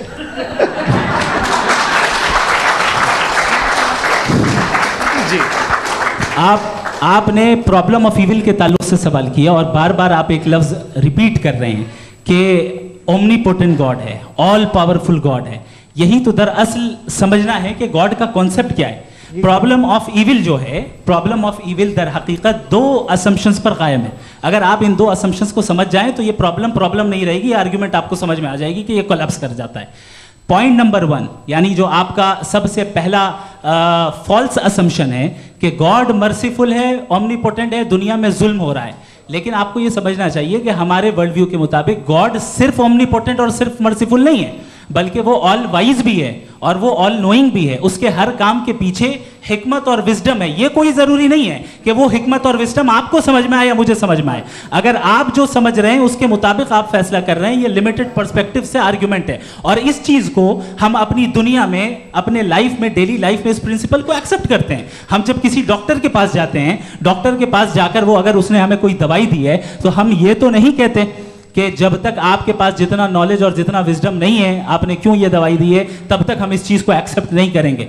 नहीं कहते, हम उसकी अथॉरिटी को तस्लीम करते हैं। क्यों? क्योंकि उसकी हम जानते हैं कि वो नॉलेजेबल है, वो विजडम वाला है, हमसे ज़्यादा नॉलेज और हमसे ज़्यादा विजडम है। बताएं सर। नहीं, डॉक्टर में और खुदा में बड़ा डिफरेंस है। डॉक्टर पढ़ा लिखा होता है, एक तो मैं उसकी बात सुनूंगा। 2 ये नहीं, कुछ जवाब तो ये भी नहीं है सर। प्लीज आप अगर सब ऑडियंस से बोलने लगेंगे तो फिर मतलब नहीं सिविलाइज्ड बहस का। मतलब आप ये कहें कि चूंकि आप डॉक्टर पे बिलीव करते हैं इसलिए खुदा पे बिलीव किए, क्या ये मिसाल आपको समझाने के लिए आर्गुमेंट है, इस पे आपको एतराज़ नहीं है। तो सिंपल बात ये है कि मैं अगर ये यकीन कर लूँ कि एक ओमनीपोटेंट, उसकी मसलहत है, ये जो बच्चे मर रहे हैं ये मसलहत है उसकी, मुझे नहीं चाहिए इसकी मसलहत। उसकी मसलहत नहीं, यही तो समझना है, मतलब एक्सपीरियंस। अच्छा, इस आपने अभी मेरी बात पूरी सुनी नहीं। मैंने कहा आपका पूरा आर्ग्यूमेंट 2 फॉल्स असम्पशंस पर है। एक फॉल्स असम्पशन मैंने बता दिया, दूसरा फॉल्स असम्पशन ये है कि इस दुनिया में इविल के होने का कोई गुड रीजन नहीं है, जबकि हमारे पास बाज रीजंस मौजूद हैं, हमारे पास बाज वजूहात मौजूद हैं। अगर इस दुनिया में इविल ना हो तो आप गुड को डिफाइन कैसे करेंगे? अगर जुल्म ना हो आप इंसाफ को समझेंगे कैसे? अगर तारीकी ना हो तो आप लाइट को समझेंगे कैसे? बहुत अच्छे। अभी और सुन लें, अभी और बाकी है। ये तो बात बहुत पसंद आई साहब मुझे कि जब तक रेप ना हो तब तक औरतों की इज्जत का ख्याल आपने मेरा जवाब पूरा सुना ही नहीं। जब तक के बच्चों का कत्ल ना किया जाए तब तक आपको बच्चों की मासूमियत की इज्जत। आपने पूरा जवाब सुना ही। क्या बात है, क्या आपने नुक्ता निकाला? आपने पूरा जवाब सुना ही नहीं। आप सुन लें, मेरी बात सुन लें। ये मैंने आपको एक चीज़ बताई। दूसरी चीज़, इस दुनिया में हम आए हैं टेस्ट के लिए, हमारा टेस्ट हो रहा है और हर इंसान का अलग अलग अंदाज में टेस्ट होता है। और इस दुनिया में अगर ईविल मौजूद है तो वो ईविल जरिया है हमारे अंदर ह्यूमन नोबल क्वालिटीज को डेवलप करने का और अलग अलग फील्ड में प्रोग्रेस करने का। और अगर हमारे अंदर और इस दुनिया में इविल नहीं होता तो बताइए टेस्ट का मतलब क्या होता? अगर मैं अपने स्टूडेंट को एमसीक्यूज दूं और उसमें सिर्फ राइट आंसर लिख कर दे दूं और कहूं तुम्हारा टेस्ट हो गया, ये मीनिंगलेस है। इस दुनिया में अगर हम टेस्ट के लिए आए हैं तो जाहिर है गुड एंड इविल दोनों मौजूद है। तो अगर गुड एंड इविल दोनों मौजूद है तो ये इविल भी खुदा का बनाया हुआ है? जी हाँ, खुदा का बनाया हुआ है। लेकिन अच्छा, चलो अच्छी बात। जी बिल्कुल, तो बिल्कुल खुदा ने बनाया। अभी तो ये है कि जो मेजॉरिटी है दुनिया में वो इविल है, तो ये खुदा एक्चुअली इविल के साइड पे लग रहा है मुझे। बिल्कुल भी नहीं, मैं बताता हूं। मेजॉरिटी में तो वो है। क्या बात कर रहे हैं भाई आप? कोई भी जो मुंसिफ होगा, चाहे आपका अपना घर हो जिसके आप सबसे बड़े हैं, चाहे आपकी ऑर्गेनाइजेशन हो जो आप चलाते हैं, वहाँ पर आप इविल रखेंगे साबित करने को कि बाकी लोग शरीफ हैं? मेरी बात सुनिए। क्या ये आर्ग्यूमेंट ही गलत है? अगर कि जब तक के कोई इविल नहीं होगा तब तक के शरीफ आदमी शरीफ नहीं लगेगा। अगर एग्जामिनर गलत ऑप्शन दे रहा है तो एग्जामिनर इविल नहीं हो गया, जो गलत ऑप्शन को सेलेक्ट कर रहा है वो फेल होगा। क्रिएटर ने इविल को बनाया है लेकिन वो इविल नहीं है। अच्छा सुनिए मेरी बात, लेट मी कंप्लीट सर। जी जी। क्रिएटर ने इविल को बनाया है टेस्ट के लिए, वो इविल नहीं है। इविल वो होगा जो उसे इख्तियार करेगा। छुरी को बनाने वाला गलत नहीं होता है, छुरी का गलत इस्तेमाल करने वाला गलत होता है। रेप को कैसे गलत इस्तेमाल करते हैं? रेप इंसान के फ्री विल का नतीजा है। ये रेप कैसे गलत इस्तेमाल होता है? ये मुझे अब सुन ले गलत इस्तेमाल होता है। हाँ मैं बता रहा हूँ ना, कैसे गलत मैं बता रहा हूँ कि जो इविल इस दुनिया में मौजूद है उसके कई सारे तरीके हैं। एक तरीका इंसान का अपना फ्री विल है। अब अगर कोई रेपिस्ट रेप कर रहा है तो इसका गॉड का कसूर नहीं है, वो अपने फ्री विल का गलत इस्तेमाल कर रहा है, उसको सजा मिलनी चाहिए। अच्छा। और उसी के लिए जहन्नम बनाई गई है। ये फ्री विल का भी बड़ा चक्कर। आप जब कोई बुरा काम करते हैं या कोई बुराई होती है तो ये कहा जाता है कि ये फ्री विल है। 7 billion free wills are moving on this planet. 7 billion free will. और एक आदमी अपनी फ्री विल से मुझे कत्ल कर दे तो मैं खुदा की मर्जी से मरा हूँ कि इसकी फ्री विल की वजह से? मेरी मौत खुदा के हाथ है या ये फ्री विल वाले के हाथ है? खुदा ने फ्री विल का निज़ाम बनाया है और उस निज़ाम का गलत इस्तेमाल करके कोई आपको मार रहा है, इस्तेमाल करके मेरा कत्ल कर देता है। अब मेरी मौत का जिम्मेदार कौन है? वो इंसान जिम्मेदार है। वो इंसान। जी। तो ये कहना कि और उसको सजा मिलेगी। तो अब आप आगे चलिए कि ये तय करना कि अल्लाह ही या अल्लाह ने खुदा ही जिंदगी देता है, खुदा ही मौत देता है, ये गलत है। बिल्कुल गलत नहीं है। हाँ, नहीं, निज़ाम उसी ने बनाया फ्री विल का। निज़ाम मौत और हयात का उसी ने बनाया। You are contradicting yourself. अभी आपने कहा कि एक आदमी ने फ्री विल से आपको मार दिया, इसमें उसे फ्री विल दी गई थी, उसने गलत इस्तेमाल किया। 7 billion free wills are moving on this planet और आप चाह रहे हैं कि मैं सिर्फ खुदा का ध्यान करूं।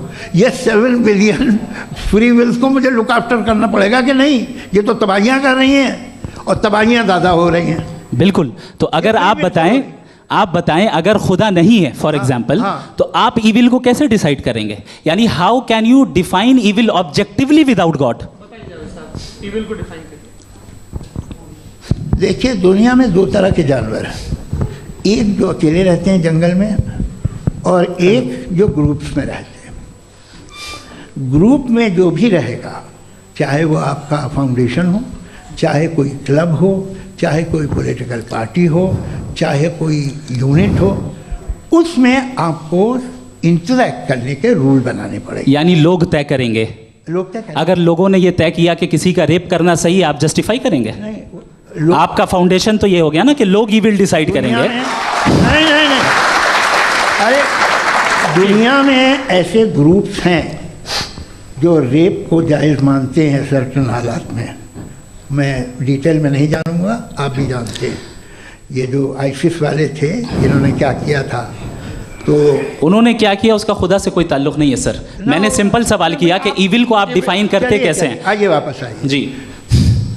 आप साथ में तभी रह सकते हैं जब कुछ आप ऐसे उसूल डेवलप करें जिसमें हर एक का बेसिक तहफ़्फ़ुज़, हर एक का बेसिक राइट हो और हर एक को कोई आराम मिले। यही तरीक़ा है किसी भी ऑर्गेनाइजेशन जिसमें एक से ज़्यादा लोग हैं। और वो ऐसे चलती है ज़िंदगी। उसमें अगर आप गड़बड़ करेंगे तो तबाही होगी, नुकसान होगा, बर्बादियाँ आएंगी। और अगर उसमें आप घर ले लीजिए ना, एक हस्बैंड है, एक वाइफ है, बच्चे हैं, वालदा भी हैं, 2 बहनें भी हैं, एक भाई भी है। अब इसमें कोई निज़ाम आपको चाहिए साथ में रहने का, और एक दूसरे पे भरोसा रहे, एक दूसरे के बहीख्वाह हों, एक दूसरे की मदद करें, ऐसी ज़िंदगी। सर आपकी बात आ गई, आप ये कह रहे हैं कि लोग डिसाइड करेंगे क्या सही है क्या गलत है, यही है मेजॉरिटी डिसाइड करेगी क्या सही है क्या गलत है? अरे भाई बिल्कुल। मेजॉरिटी अगर ये कहे कि नाजी जर्मनी के साथ जिस तरह मेजॉरिटी थी कि जेनोसाइड करना सही, आप जस्टिफाई करेंगे? उस वक्त आपका ये सवाल सिर्फ उसके बाद क्लोजिंग। हाँ, उस वक्त प्लेनेट पे जो लोग थे, उनमें कितने लोग हिटलर को सही समझते? अच्छा, प्लेनेट की मेजॉरिटी तय करेगी, सोसाइटी की नहीं। प्लेनेट की मेजॉरिटी गॉड के एग्जिस्टेंस को सही मानती है, आप क्यों नहीं मानते?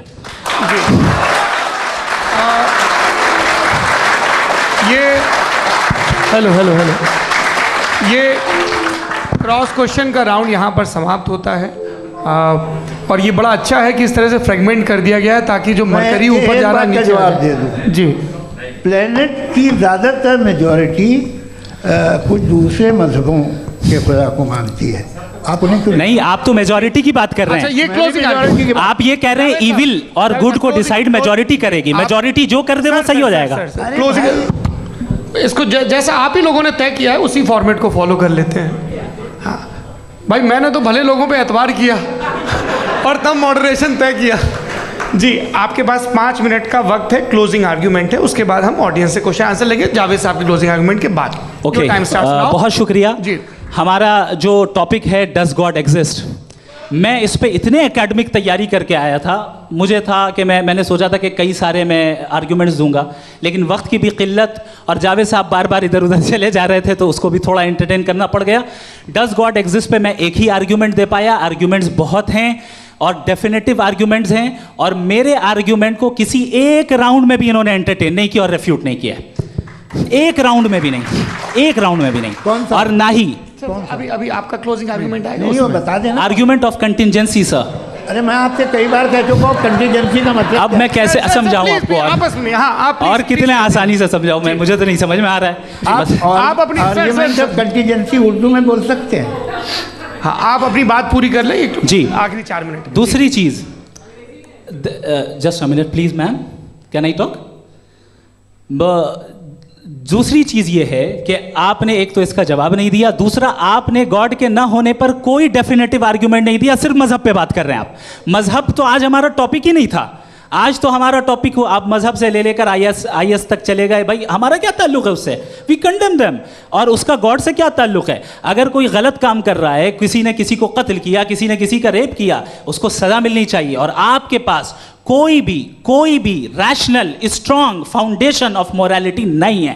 आपने कहा कि मेजॉरिटी तय करेगी सोसाइटी की, वो सही होगा। मैंने कहा हिटलर को फिर आप सही कहेंगे? नहीं, प्लैनेट की सोसाइटी की मेजॉरिटी तय करेगी। तो प्लैनेट की मेजॉरिटी गॉड के एग्जिस्टेंस को मानती है, आप कह रहे हैं ये रिलीजियस है। तो यानी आपके पास कोई स्ट्रॉन्ग फाउंडेशन नहीं है ऑब्जेक्टिव मोरालिटी का। ऑब्जेक्टिव मोरालिटी का अगर कोई फाउंडेशन है तो वो सिर्फ गॉड है, गॉड है, गॉड है। थैंक यू जी। ये मुफ्ती शमाइल नदवी साहब का क्लोजिंग आर्ग्यूमेंट था। अब हमारे पास जी, मैं जी ये बड़ा अच्छा है कि दोनों लोगों को मॉडरेटर से शिकायत भी और बोल रहे भाई हमारी शाबाशी भी तो करते चलो। अब मेरी बात जी, आपके पास जावेद अख्तर साहब 5 मिनट का वक्त है, ये आपका क्लोजिंग आर्ग्यूमेंट है, टाइम रीसेट कर दें जी।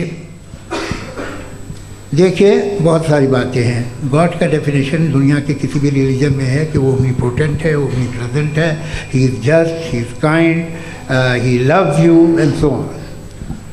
मैं जब दुनिया देखता हूँ तो मुझे कोई ऐसा सुप्रीम पावर यहाँ दिखाई नहीं देती है जो इंसान की बहबूदी के लिए कुछ कर रही हो, कमज़ोर को बचा रही हो, मदद कर रही हो, जालिम को पीछे हटा रही हो। मैं नहीं देखा, तारीख़ में नहीं। एक तो अगर है और ये देख रहा है तमाशा, तो उसका होना न होना बराबर है। दोयम ये कि ये जो है, जब आप ये कहते हैं कि कायनात जिसकी कंटिजेंसी है, मैं देखिए वो लफ्ज़ इस्तेमाल किया मैं, तो ये कैसे हो सकती है भाई? और फ़ौरन आप सरेंडर कर देते हैं कि जाहिर है कि इसका बनाने वाला तो इससे 10,000 गुना ज़्यादा कॉम्प्लिकेटेड होगा। उस पर आपके होने पे कोई इतराज़ नहीं है। उसे वो टाइमलेस है, वो पहले से था, टाइम तो बहुत बाद में आया, ये सब आप मानने को तैयार है, जिसका आपके पास कोई सबूत नहीं, आपके पास कोई रीज़न नहीं है। आपकी तारीख क्या है मज़हबों की?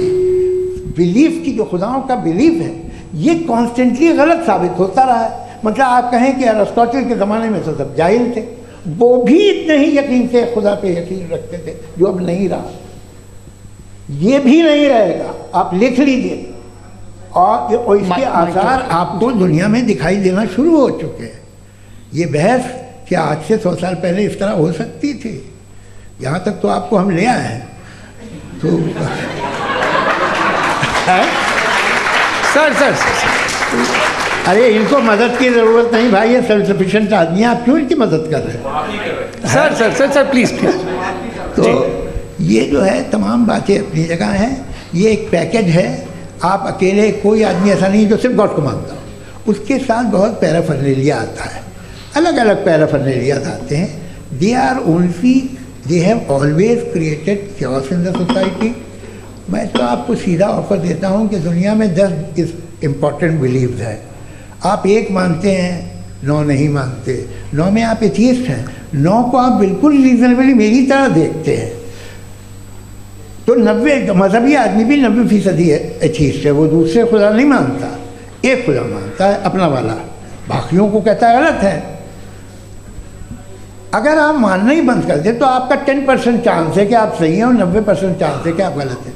मेरा मशवरा है, आप मानना छोड़ दिए तो 50% चांस होगा कि आप सही हैं और 50% चांस होगा, 40% आप गेन करेंगे बाय बिकमिंग एन एथियस्ट।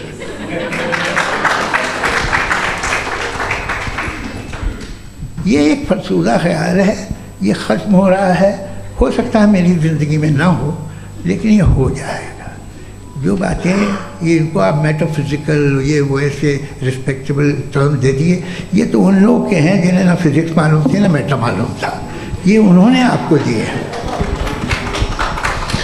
जी बहुत शुक्रिया आप दोनों लोगों का। और अब इस बातचीत का आखिरी राउंड शुरू होगा, डज गॉड एग्जिस्ट की ये बहस मुफ्ती शमाइल नदवी और जावेद अख्तर साहब के बीच। आप लोग अपने अपने हाथ ऊपर करेंगे, मैं यहाँ से तय करूँगा। और माइक हमारे पास है क्या? एक ही माइक है ऑडियंस के लिए? 2 माइक है, एक इस तरफ एक इस तरफ, ठीक है। तो जी सबसे पहले हमारी सहयोगी हैं मारिया शकील जी, पूछिए सवाल। थोड़ा सा रुकेंगे ताकि कैमरे का फ्रेम आप पर आ जाए, आपकी तो प्रैक्टिस है टीवी की। जी नदवी साहब, मैं खुदा को मानती हूँ, पहले मैं इसी प्रमाइस से शुरू कर रही हूँ और ये बता रही हूँ आपको, मैं मानती हूँ, लेकिन कुछ सवाल हैं जो जावेद साहब ने उठाया, उसका जवाब आपको देना चाहिए।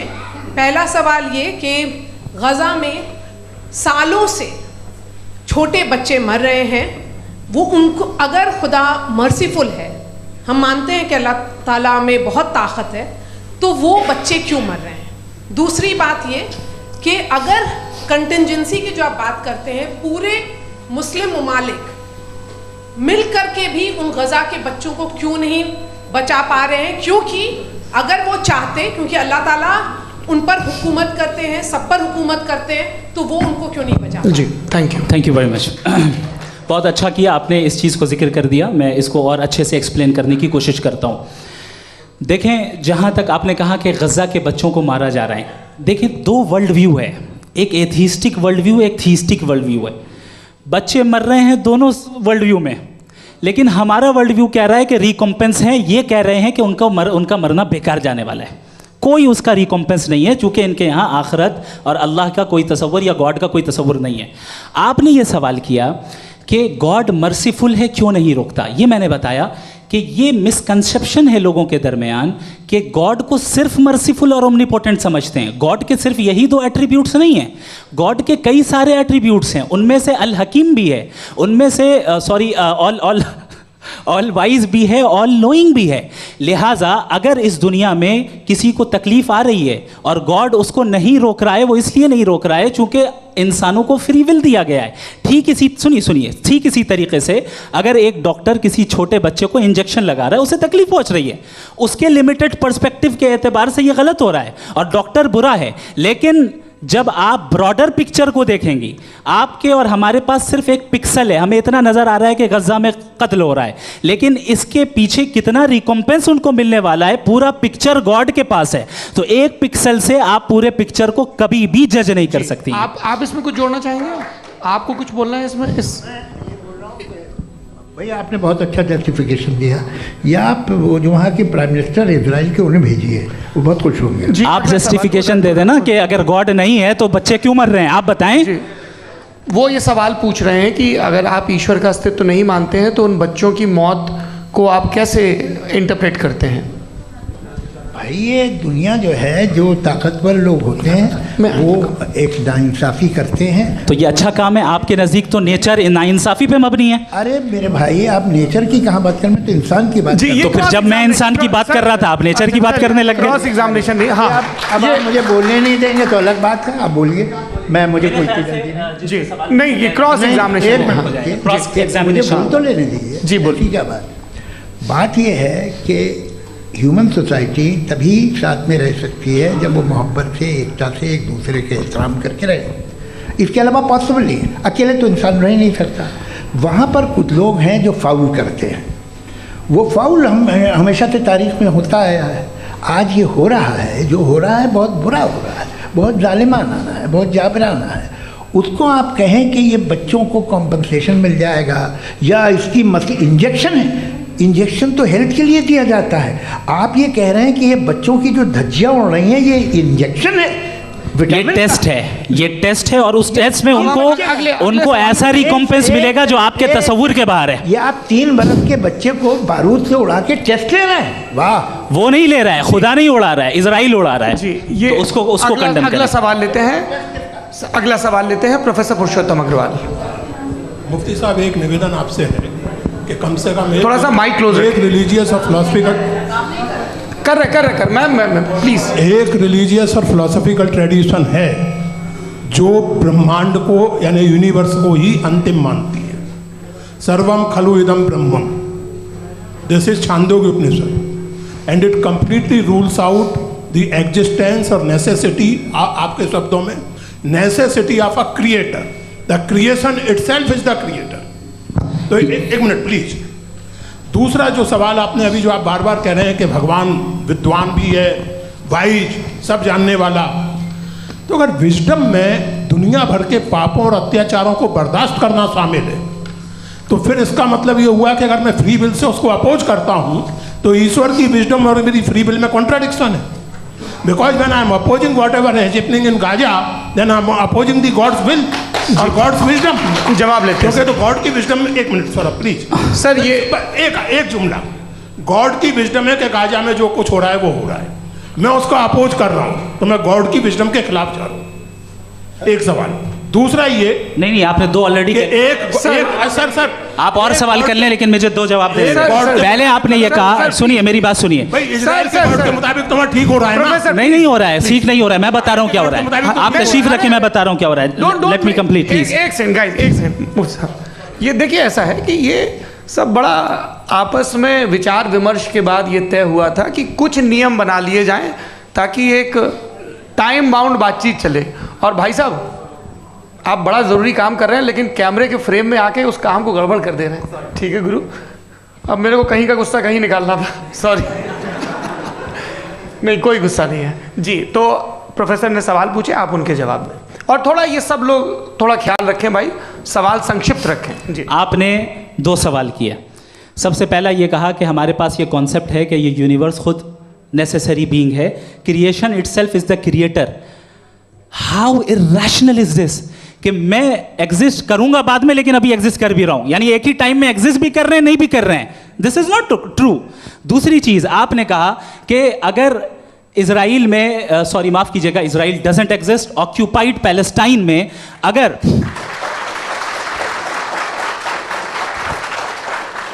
ऑक्यूपाइड पैलेस्टाइन में बच्चों को मारा जा रहा है फ्री विल की वजह से और गॉड नहीं रोक रहा, ये कॉन्ट्रडिक्शन है। ये बताइए कि एक एग्जाम में एक बच्चा गलत आंसर लिख रहा है, सुनिए, एग्जामिनर चाहे तो रोक सकता है, क्यों नहीं रोक रहा है? ये कॉन्ट्रडिक्शन है, ये कॉन्ट्रडिक्शन नहीं है। नहीं सर, ये आपस में जी, ये क्या आपका सवाल? माइक दीजिए। फ्री विल दिया गया है टेस्ट के लिए, अकाउंटेबिलिटी के लिए। अगर फ्री विल नहीं होता तो आप कहते हैं हमें रोबोट बना दिया गया। नॉट मिसरिप्रेजेंट माय पोजीशन, आपकी जो भी पोजीशन। मैं अपनी फ्री विल के नाते, अपने ह्यूमन विजडम के नाते गाजा में हो रही अत्याचार का विरोध करता हूँ। बिल्कुल करना चाहिए। के हिसाब से मैं गॉड की विजडम का विरोध कर रहा हूँ? बिल्कुल नहीं, जो हो रहा है गॉड की बिल्कुल भी नहीं, बिल्कुल भी नहीं। उसका वहां पर गाजा में कत्ल होना ये इंसानों के गलत इस्तेमाल का नतीजा है, फ्री विल के इस्तेमाल का नतीजा है। गॉड इसका हुक्म नहीं देता, उससे रोकता है। यही तो मसला है ना। आपके लिए कॉन्सेप्ट क्लियर? नहीं भाई, आपने तो बताया था इंजेक्शन लगाने से बच्चे को तकलीफ होती है, ये इंजेक्शन लगा। सर आप ऐसे रेटोरिक स्टेटमेंट दें तब तो कोई मसला नहीं समझते रहेंगे। This is a rhetoric statement, this is not a logical argument sir. I am sorry. आखिरी 30 मिनट बड़े मुश्किल होने वाले हैं। जी मुफ्ती साहब आगे बैठे हैं, इनको माइक दीजिए। हाँ तरुण, माइक आप अपने पास रखिए, आपको कैमरे का फ्रेम पता है। जी सबसे पहले दोनों को मुबारकबाद। एक सर अपना आप नाम बता दें। आप अमेरिका में शिकागो में रहते हैं, इतना मुझे याद है। बताएं आप। यासिर नदीम अलवाजदी मेरा नाम है। जावेद सर आपसे एक क्वेश्चन है इन्फिनिट रिग्रेस के ताल्लुक से। एक हाइपोथेटिकल सिनेरियो है, मसलन अगर आप सर माइक थोड़ा सा प्लीज क्लोज रखें। ओके जी। अगर आप शायर इसलिए हैं कि आपके कोई उस्ताद शायर थे, और वो इसलिए शायर थे कि उनके कोई उस्ताद शायर थे, और इसी तरीके से हम माजी में पीछे चलते चलते चले जाएं और कहीं ना रुकें, तो माफ़ कीजिएगा आप कभी शायर नहीं हो सकते। लेकिन आप शायर हैं, आपका शायर एग्जिस्ट करता है, इसका मतलब ये है कि आप कहीं ना कहीं रुके हैं। तो मेरा सवाल ये है कि क्या आप इन्फिनिट रिग्रेस ऑफ कॉजेस को लॉजिकल फैलेसी मानते हैं या नहीं मानते? हाँ या ना? मैं इन्हें लॉजिकल फैलेसी नहीं मानता हूँ, लेकिन मेरा प्रॉब्लम यह है कि जब मैं नहीं मानता हूँ तो I will continue with this logic जो फैलेसी नहीं हो। आप एक जगह रुक जाते हैं जाके, आप कहते हैं ये गेंद कैसे बनी, ये जजीरा कैसे बना, ये समंदर कैसे बना, ये ज़मीन कैसे बनी, और अचानक गॉड पे जाके आपको ब्रेक लग जाता है। एक बार आप सवाल नहीं करते कि भाई इनको बनाने वाला तो इनसे भी कॉम्प्लिकेटेड होगा, वो कैसे बना, उसके बारे में आपने इत्मीनान कर लिया, वो हमेशा से है। तो अगर आप उसे हमेशा से मानते हैं तो फिर ये मान लीजिए कि कायनात हमेशा से है, क्या तकलीफ है? फिर हम वजूद में नहीं आते जी हैं, हम मौजूद नहीं। अच्छा सर क्यों नहीं होता? मैं बताऊँ प्लीज। जैसे मैंने मिसाल दी आपके शेर, आपका शेर कभी वजूद में ना आता अगर शायर इसी तरह चलते रहते हमेशा। जी माइक मेरे ख्याल से एक इन्फिनिट रिग्रेस का कॉन्सेप्ट क्लियर नहीं हो पाया। ऐसे रहने दें, लेट्स मूव ऑन सर। ठीक है। हाँ थोड़ा सा मॉडरेटर का भी ख्याल रखें। नहीं आपने तो रखा है, आपने रखा है। यहाँ पे गौहर रजा साहब हैं, वो भी एक सवाल पूछना चाहते हैं। माइक नीचे से ऑन कर दिए, नीचे। पहले तो ये कह दूं कि मैं उन बच्चों से शर्मिंदा हूँ जिनको गज़ा में कत्ल किया गया, क्योंकि हमारे होते हुए कत्ल किया गया। लेकिन उससे ज़्यादा शर्मिंदगी इस बात से हुई कि मुझे लगा कि मुफ्ती साहब उसको जस्टिफाई कर रहे हैं। बिल्कुल भी नहीं, आप बहुत ही गलत। मुझे लगा मैं गलत हो सकता हूँ। बिल्कुल गलत। मैं सवाल पूछ रहा हूँ, मैं सवाल पूछ रहा हूँ। मैं जावेद भाई से डिसएग्री करता हूँ। एक सेकंड देखिए, अगर देखिए ऐसा एक सेकंड आप सर वेट अरे आप कुछ मेरे पहले मुझे अपनी बात कह लेने दीजिए। अगर ऑडियंस तय करेगी तो फिर मॉडरेटर का मतलब नहीं। मेरा आप सबसे ये कहना है, ये बहस दो लोगों के बीच में है, एक तरफ मुफ्ती साहब, एक तरफ जावेद साहब। पिछले 1.5 घंटे से ये लोग अपने अपने तर्क रख रहे हैं। आपकी इनसे इत्तेफाकी हो सकती है, ना इत्तेफाकी हो सकती है। मेरे उस्ताद मुझे सिखा गए हैं कि मुखामुखम में असहमति की गुंजाइश बची रहनी चाहिए। अगर मैं आपकी बहुत इज्जत करता हूँ गौहर साहब, आपने जो कमाल की किताबें लिखी साइंटिफिक टेम्परामेंट, लेकिन मेरी ये गुजारिश है आप सबसे कि यदि आप इन लोगों ने जो बोला उन पर टिप्पणियां करेंगे तो ना वक्त की पाबंदी रहेगी ना वो अनुशासन। आप सवाल पूछ लें, उस सवाल में जो बात आ जाए वो आ जाए। मैं जावेद साहब से डिसएग्री करता हूँ, इसलिए जावेद साहब से सवाल पूछ रहा हूँ। आपका सवाल जावेद अख्तर साहब से। और सवाल ये है मेरा कि जावेद साहब ने कई बार लॉजिक का इस्तेमाल किया कि साइंस में लॉजिक है और रिलीजन में लॉजिक नहीं है। मेरा ख्याल ये है कि रिलीजन में भी लॉजिक है, लेकिन उस लॉजिक की बेसिस ये है कि आप रुक जाते हैं, जिसका जिक्र जावेद साहब ने बार बार किया। यानी खुदा के तसव्वुर पे आते हुए, गॉड के तसव्वुर पे आते हुए रुक जाते हैं। और इसमें सवाल पूछना मतलब फॉरबिडन होता है। सवाल ये है कि क्या जावेद साहब इससे एग्री करते हैं कि साइंस की लॉजिक अलग है और रिलीजन की लॉजिक अलग है? बताइए सर। देखिए, 3 चीज़ें हैं। साइंस है, एक है मंतिक है, इस्तिदलाल है, और एक जो है कुछ भी नहीं है, फेथ है, अकीदा है। मैं अकीदे की लॉजिक का कायल नहीं हूँ। मुझे आप इस्तिदलाल से, लॉजिक से, रीज़न से समझाइए, मैं मानने को तैयार हूँ, मेरा क्या नुकसान होगा। लेकिन ये कि अकीदे पे मैं नहीं जा सकता हूँ। अकीदे का मतलब है कि तुम ये मान लो, सवाल ना करो, ये नहीं। आप सारी बातें करके, बड़ी साइंटिफिक बातें करके एक जगह जाके खुदा के हुदूद पे रुक जाते हैं, सरेंडर कर देते हैं। मैं सरेंडर करने को तैयार नहीं। That's all. जी, ये आगे सर बैठे हुए हैं, इनको माइक दीजिए। भाई वो आप पूछना चाह रहे थे ना भाई? हाँ, नहीं मैं ये, थैंक यू जी। आपका नाम? आसिम इफ्तिखार। आसिफ जी, पूछिए। सर, जावेद सर से सवाल है कि आपने अपने क्लोजिंग, माइक थोड़ा करीब रखिए। अपने क्लोजिंग स्टेटमेंट में बात कही थी कि मज़हब का जो फ्यूचर है वो ज़्यादा दिन नहीं जाने वाला है, लेकिन मैं देख पा रहा हूँ कि जो ऑक्सफोर्ड यूनिवर्सिटी की एक स्टडी है 2011 में हुई है, जिसके 50 एकेडमिशियंस ने इसको अंजाम दिया था, उसमें वो ये कहते हैं कि जो फेथ इन गॉड है वो इनबिल्ट है ह्यूमन नेचर के अंदर, जिसको हम कहते हैं फितरत के अंदर शामिल है वो। और वो ये कहते हैं कि अगर कोई ये समझता है कि मज़हब को वो ख़त्म कर देगा तो ये उसकी गलत फहमी है। तो आप इसके बारे में, इस स्टडीज़ के बारे में क्या कहते हैं? ठीक है, मैं उनसे एग्री नहीं करता हूँ। वो कौन से प्रोफेसर होंगे? ऐसा उनके क्या पास डेटा है, इन्होंने डेटा के बेस होगा। डेटा क्या हो सकता है? फ्यूचर का डेटा तो नहीं हो सकता ना उनके पास, प्रेजेंट का डेटा हो सकता है। डेटा आपने सुना 100 साल पहले का बाद का डेटा? मैंने तो नहीं सुना आज तक। तो आज उनकी ये राय है और होगी राय, ठीक है। दुनिया में तरह तरह की राय है लोग, लेकिन मैं समझता हूँ कि वक्त के साथ इंसान ज़्यादा से ज़्यादा रीज़नेबल और लॉजिकल होता जा रहा है। आज आप देखिए वेस्टर्न यूरोप में क्या परसेंटेज है नॉन बिलीवर्स की, बहुत हाई।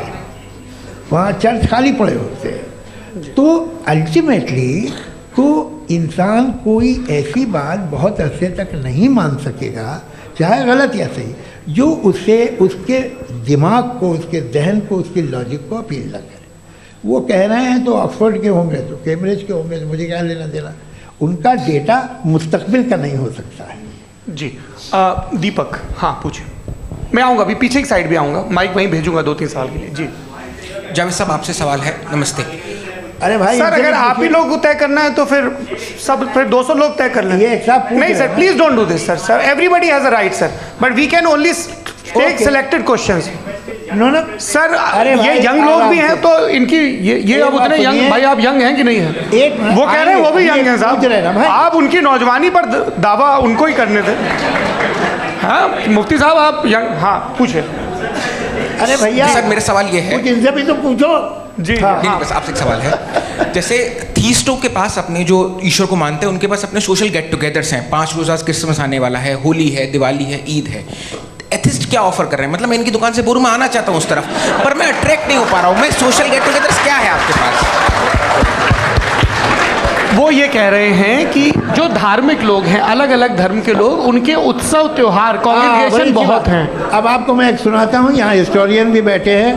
मृदुला जी, आप बताइएगा सही है कि नहीं। ये एक कॉन्स्टेंटाइन, एक ग्रीक रोमन बादशाह था, जो क्रिश्चियनिटी आने के 400 साल बाद उसने डिसाइड किया कि मैं क्रिश्चियन हो जाऊंगा, मेरी पूरी स्टेट कैंसिल हो जाएगी। उस ज़माने में ऐसे ही होता था, राजा जो धर्म इख्तियार करता था वो जनता भी कर लेती थी। इसलिए कि वो हो गया था बैंकरप्ट, और उसे जो मेडिटेरियन कोस्ट के रिच क्रिश्चियन वो थे मर्चेंट, तो उससे पैसा चाहिए था। तो उसने कहा यार क्रिश्चियन हो जाओ। तो उसने अपने वजीर से कहा कि भाई ये हिस्ट्री है कि अब हम लोग क्रिश्चियन हो जाते हैं। पहले सर हो जाएंगे, कोई प्रॉब्लम नहीं है, लेकिन एक प्रॉब्लम ये है कि 17 दिसंबर से 25 दिसंबर तक जो पेगन फेस्टिवल होता, जो पेगन जो फेस्टिवल होता है वो बंद हो जाएगा, इसलिए कि हम क्रिश्चियन हो गए तो होगा नहीं। तो वो बच्चों को बहुत बुरा लगेगा, पब्लिक को बहुत इन्जॉय करते हैं, ख़ासतौर से 25 को मेन डे। तो उसने कहा हाँ ये तो सही कह रहे हो। ये जीसस क्राइस्ट की पैदाइश कब थी? कहते साहब वो अप्रैल में थी। नहीं, कट करो, वो 25 दिसंबर को है। ये हकीकत है। और 400 साल बाद क्रिश्चियनिटी के अप्रैल से दिसंबर ले आए, और इसलिए कि यहाँ पेगन फेस्टिवल होता था। अब मनाते हैं आप आराम से। ये जो सारे फेस्टिवल हैं ये रिलीजन से, हर एक को एक इंटरटेनमेंट डिपार्टमेंट चाहिए होता है अपनी कंपनी चलाने के लिए। तो ये रिलीजन ने, ये सेकुलर त्योहार थे जिन्हें रिलीजन्स ने ले लिया है। ये मौसम के थे, फसलों के थे, किसानों के थे, उसको आपने लेके रिलीजियस रंग दे दिया। ये कोई रिलीजन से थोड़ी आए आप। अच्छा हमें देखिए, हम तो मुल्द हैं, हम ईद मनाते हैं, हम दिवाली मनाते हैं, हम होली मनाते हैं, हम क्रिसमस मनाते हैं। बम्बई की फिल्म इंडस्ट्री की सबसे बड़ी होली हमारे घर में, सबसे बड़ी ईद हमारे घर में। वो हमारी सोशल वो है, हमारे हेरिटेज है। ऐसा थोड़ी है कि we will throw the baby along with the water. ये तो अच्छी चीज़ है, इन्हें रखो, जो बेकार है फेंक दो। जी हाँ, हेलो जी, मेरा सवाल नादवी जी से है। जैसा कि आपने बोला कि गॉड टाइम के भी परे हैं और गॉड इतनी कॉम्प्लेक्स चीज़ है कि उसे ह्यूमन माइंड समझ नहीं सकता, और गॉड ने अर्थ पे फ्री विल भी दे दी है, तो आप अपना वक्त ज़ाया क्यों कर रहे हैं गॉड के बारे में बात करके? अपन को तो बात करनी चाहिए कि सोसाइटी को बेहतर कैसे करें। जी, मैं गॉड वही बताता है सोसाइटी को कैसे बेहतर करें। अभी मैं आपका जवाब देता हूँ। आपने कहा कि टाइम पे वो एग्जिस्ट नहीं करता, मेरा सवाल ये है कि जैसा आपने बोला कि गॉड बहुत ही कॉम्प्लेक्स चीज़ है। मैंने कहा ही नहीं कि कॉम्प्लेक्स है, तो आपके अल्फाज हैं। कॉम्प्लेक्स का लफ्ज़ गॉड के लिए सुइटेबल नहीं है। क्यों? क्योंकि कॉम्प्लेक्स वो चीज़ें होती हैं जो ऑब्जेक्ट हो। God is not an object जिसको आप इंस्ट्रूमेंट के जरिए लेबोरेटरी में जाके टेस्ट करें, oh it's very complex. No, वो कोई कार का इंजन नहीं है। मेरा वो फिलोसॉफिकली नेसेसरी बीइंग ऐसी बीइंग है जो सिंपल बीइंग है। हाँ, आप उसको मुकम्मल तौर पे उसकी तमाम हिकमतों को जान ले और हर चीज़ को जान ले, ये पॉसिबल नहीं है, क्योंकि वो ऑल वाइज है, आप ऑल वाइज नहीं है, और वो खुदा है, वो आपको सारी चीज़ें बता दे, ये ज़रूरी नहीं।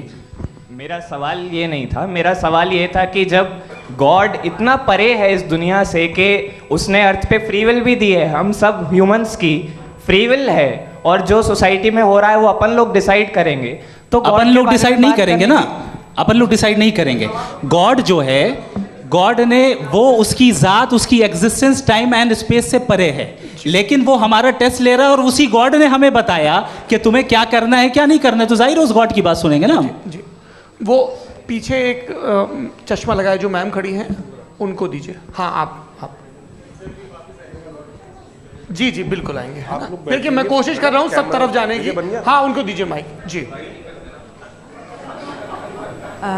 हेलो सर, मैं ओमनी प्रेजेंट नहीं हूँ, टाइम पाबंद हूँ, और जहाँ तक कोशिश कर सकता हूँ करूँगा। जी, अपना नाम बताइए। मेरा नाम उर्सुला है, मैं दिल्ली यूनिवर्सिटी की एक स्टूडेंट हूँ और मैं स्टूडेंट फेडरेशन ऑफ इंडिया से हूँ। मेरा सवाल मुफ्ती जी से है कि इस हॉल के इस कमरे में बैठ के हम लोग रेप की मोरालिटी के बारे में फिलोसफिकली बात तो कर सकते हैं, बट असलियत ये है कि रोज़मर्रा की ज़िंदगी में औरतें रेप के थ्रू गुजरती हैं, और हम लोग सिर्फ नंबर्स पे इस तरह नहीं देख सकते, क्योंकि कितनी औरतें हैं इन कंट्रीज़ में जहाँ पे आप बता रहे हैं कि केसेस कम हैं, जिनका एक्सेस है कि वो जाके केस फाइल कर सकें। कितनी औरतें हैं जो जिनको काम करने की आज़ादी है उन कंट्रीज़ में। यूरोप में ये आज़ादी आ गई, यूरोप में ये रूल्स आ गए, तो हम आज उसके बारे में बात कर पा रहे हैं। जी, जवाब। आपने ये कहा कि कमरे में बंद होकर हम लोग इस पर फिलोसफिकली बात कर सकते हैं, लेकिन हकीकत में क्या हो रहा है, वो ग्राउंड लेवल पे क्या हो रहा है जो बहुत गलत हो रहा है, और वो सफ़र कर रही हैं। आई एग्री, बहुत गलत हो रहा है, और जो गलत हो रहा है उसको हमें रोकना है। और क्यों रोकना है, वो गलत क्यों है? हमारे पास इसका ऑब्जेक्टिव फाउंडेशन है, इनके पास उसका ऑब्जेक्टिव फाउंडेशन नहीं है। मैं ये कहना चाह रहा हूँ कि जहाँ पे भी जुल्म हो रहा है, जहाँ पे भी औरत पे जुल्म हो रहा है, या उसकी इज्जत लूटी जा रही है, या उसे तकलीफ पहुँचाई जा रही है, और सिर्फ औरत नहीं, किसी इंसान के ऊपर भी जुल्म हो रहा है, तो उसके खिलाफ खड़ा होना, ये मॉरलिटी हमारे पास गॉड के पास से आई है। वरना जावेद साहब तो कह रहे हैं कि जो है मेजॉरिटी डिसाइड करेगी, तो मेजॉरिटी तो कभी भी बदल सकती है। क्या आप ये थोड़ी सी आपको गलतफहमी है। मैं अगर मेरे जुमले से ये मदनत निकला या मैंने कहा, तो ये जुमला मैं वापस लेता हूँ। ये मेरा मतलब ही नहीं था कि मेजॉरिटी डिसाइड करेगी। मेजॉरिटी डिसाइड करे तो दुनिया में बड़ी, वैसे आपने कहा था ये जुमला। अच्छा, हो सकता है, मैं मान रहा हूँ, बाद में रिकैप कर लेंगे। अरे एक सेकंड, मैं अपनी एक्सप्लेनेशन दे रहा हूँ। मुनासिब बात यह है कि हम सब के सब दिल में जानते हैं कि क्या अच्छा है क्या बुरा है, हमें पता है अच्छी तरह से। जो लोग बुरे काम करते हैं उन्हें भी मालूम अच्छा क्या है। यही तो सवाल था हजरत कि फिर ये मोरालिटी आई कहाँ से? क्रॉस एग्जामिनेशन, हाँ जी हाँ। मोरालिटी साथ रहने की डिजायर से आई, यानी साथ रहकर जो कुछ कह दे जो कुछ कर दे वो हो जाएगा? नहीं तो आप कायदे से रह ही कर सकते हैं जब तक लोगों में मोरालिटी हो, वरना क्यास हो जाएगा। ये आपको कैसे पता? जी हमने देखा ना जहाँ मोरालिटी का क्यास हो गया, हम देखते हैं। कहाँ पे देखते भाई तो दुनिया में आप जो कह रहे हैं आप एक कहीं पे अगर गलत हो रहा है इस बहस तो के उसको बाद आप मैं गलत देखिए। आप एपिस्टेमोलॉजी की बात कर रहे हैं, मैं ओंटोलॉजी की बात कर रहा हूँ। मैं इस बहस के बाद आप दोनों लोगों को चाय पे होस्ट करूंगा, वहां पे क्रॉस एग्जामिनेशन कर लीजिएगा। अभी ऑडियंस का हक मार रहे हैं आप लोग भाई, सर जस्ट लोग हैं आप लोग। और ये भाई ये हाँ उधर आएंगे, जी सर आएंगे। अच्छा सर मेरा नाम लईकुर रहमान है और मैं अलीगढ़ मुस्लिम यूनिवर्सिटी का स्टूडेंट हूँ। और जहाँ तक मुझे पता है कि sir you are also product of Aligarh Muslim University. मैं भी उसी चमन का बुलबुल। हाँ सर, तो बड़ी खुशी हुई मुझे जान करके कि मैं आपसे मिलूँगा। सवाल सर मेरा सवाल ये है, सर सैयद अलैहिर्रहमा का नज़रिया ये था कि खुदा के वजूद को अक़ल के दायरे में रह कर के तलाश करना, न कि पूरी तौर से उसका इनकार कर देना। Sir how will you define it? नहीं तो ये तो आप इन्हें बताइए। ये सवाल है कि खुदा का वजूद साबित कर रहे हैं। नहीं तो सर आपने इनकार कर रखा है, इस वजह से मेरा क्वेश्चन। उन्होंने यही एक सेकंड सर सैयद ने यही कहा ना कि अक्ल से आप खुदा के वजूद को साबित नहीं कर सकते, यही कहा ना भाई। वो उन्होंने कहा कर सकते हैं और वो कर दिया गया आज। वो फोन दो। तलाश करना या साबित करना अक्ल से नहीं हो सकता। अरे सवाल तो सुन लीजिए जी। अक्ल से नहीं हो सकता है, यही कहा ना आपने। अक्ल से हो सकता है। अरे वो यही कह रहे हैं भाई, आप बता रहे हो सकता है, वो तो कुछ और। आप अगर सर देखो नौजवान फोन ले लो, वो इतनी कमाल की यूनिवर्सिटी है। अरे भाई दे दो जरा, एक मिनट दे दो भाई, मेरी बात सुनो, माइक पे बोलो ताकि जो लाखों लोग देख रहे हैं। माइक दे दो ना। अरे देंगे ना माइक, तुम ठहरो तो। हाँ सर मेरा सवाल ये था कि सर सैयद अलैहिर्रहमा का एक नज़रिया था अपना कि खुदा का जो वजूद है उसको अक़ल के दायरे में रह कर के तलाश करना है, न कि पूरे तौर से इनकार कर देना है। ये उनका कॉन्सेप्ट था। लेकिन मेरा सवाल ये है कि आप इसको कैसे डिफाइन करते हैं, एक्सप्लेन कैसे करेंगे? मैं आपसे जानना चाहता हूँ, चूँकि you are the product of Aligarh Muslim university.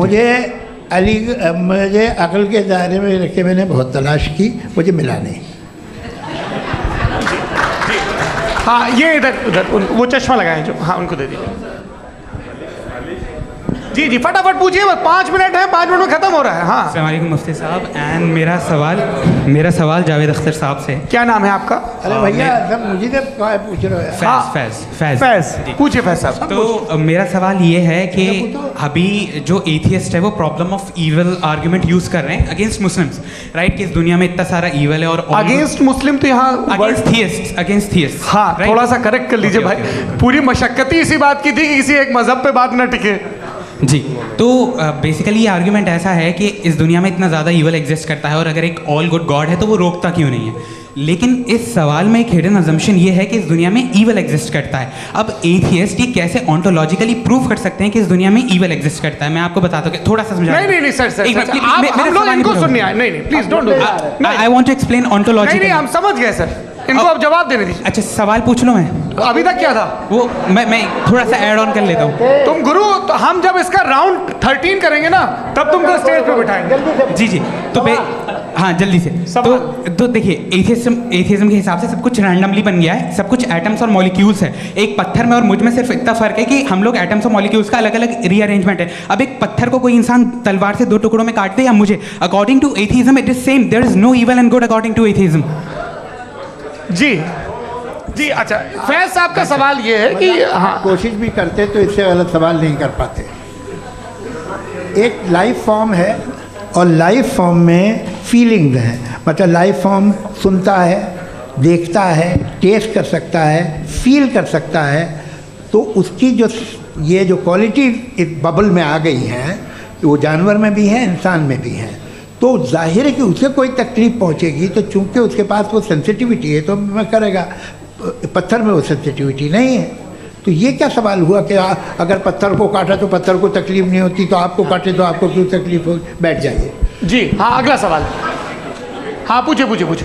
जी जावेद अख्तर साहब, अरे भैया, सब आप लोग मुफ्ती साहब को छोड़ रहे हैं, तो मेरे ही पीछे पड़े हैं क्या? फिर चलो बोलो भाई। You asked how God can exist when children die in Gaza. हाँ? You asked how God can exist when children die in Gaza, and you also mentioned the rise of atheism in Europe. But the same events also are leading many atheists and non-believers to turn towards faith. How do you interpret this contradiction, where suffering pushes some away from God, yet brings others closer to belief? देखिए, आपको एक बात बताऊं, दुनिया perfect तो कहीं भी नहीं है, हर जगह कुछ खामियां हैं। बेटा एक मिनट, मैं आप ही को कहेंगे, देखो वो तो कुछ खामियां, कमज़ोरियां, खराबियां सब जगह है। लेकिन अगर देखोगे ईमानदारी से कि दुनिया सबसे ज़्यादा महज़ब कहाँ है, एक आम शहरी को कहाँ हुकूक हासिल हैं, वो बोल सकता है, अपनी मर्ज़ी से काम कर सकता है, अपनी मर्ज़ी से राय दे सकता है, हुकूमत के ख़िलाफ़ बोल सकता है, बरसरे इक़्तिदार लोगों के बारे में बोल सकता है, सरमायादारों के ख़िलाफ़ बोल सकता है। तो आपको ये स्कैंडिनेवियन कंट्रीज़ में मिलेगा, वेस्टर्न यूरोप में मिलेगा। मैं नहीं कह रहा वो परफेक्ट है, बिल्कुल नहीं, वहाँ बहुत ख़राबियाँ भी हैं, परफेक्ट तो कोई। लेकिन जिन जिन मुल्कों में, लैटिन अमेरिका देखो, गल्फ़ देखो, वहाँ पर आपको ये ज़रूर है कि रेप नहीं होते होंगे। रेप की ज़रूरत क्या है भाई? उसको तो ख़रीद लो, घर में रखो, सड़क पर रेप करने की क्या ज़रूरत है? मगर सुनिए, मगर हकीकत ये है कि वहाँ शख्सी आज़ादी राय देने की, बोलने की नहीं है। जी, ये एक आखिरी सवाल मुफ्ती साहब से। हाँ मैम, इनको माइक दीजिए। शुक्रिया। मेरा नाम मनीषा है, मैं हरियाणा से आई हूँ।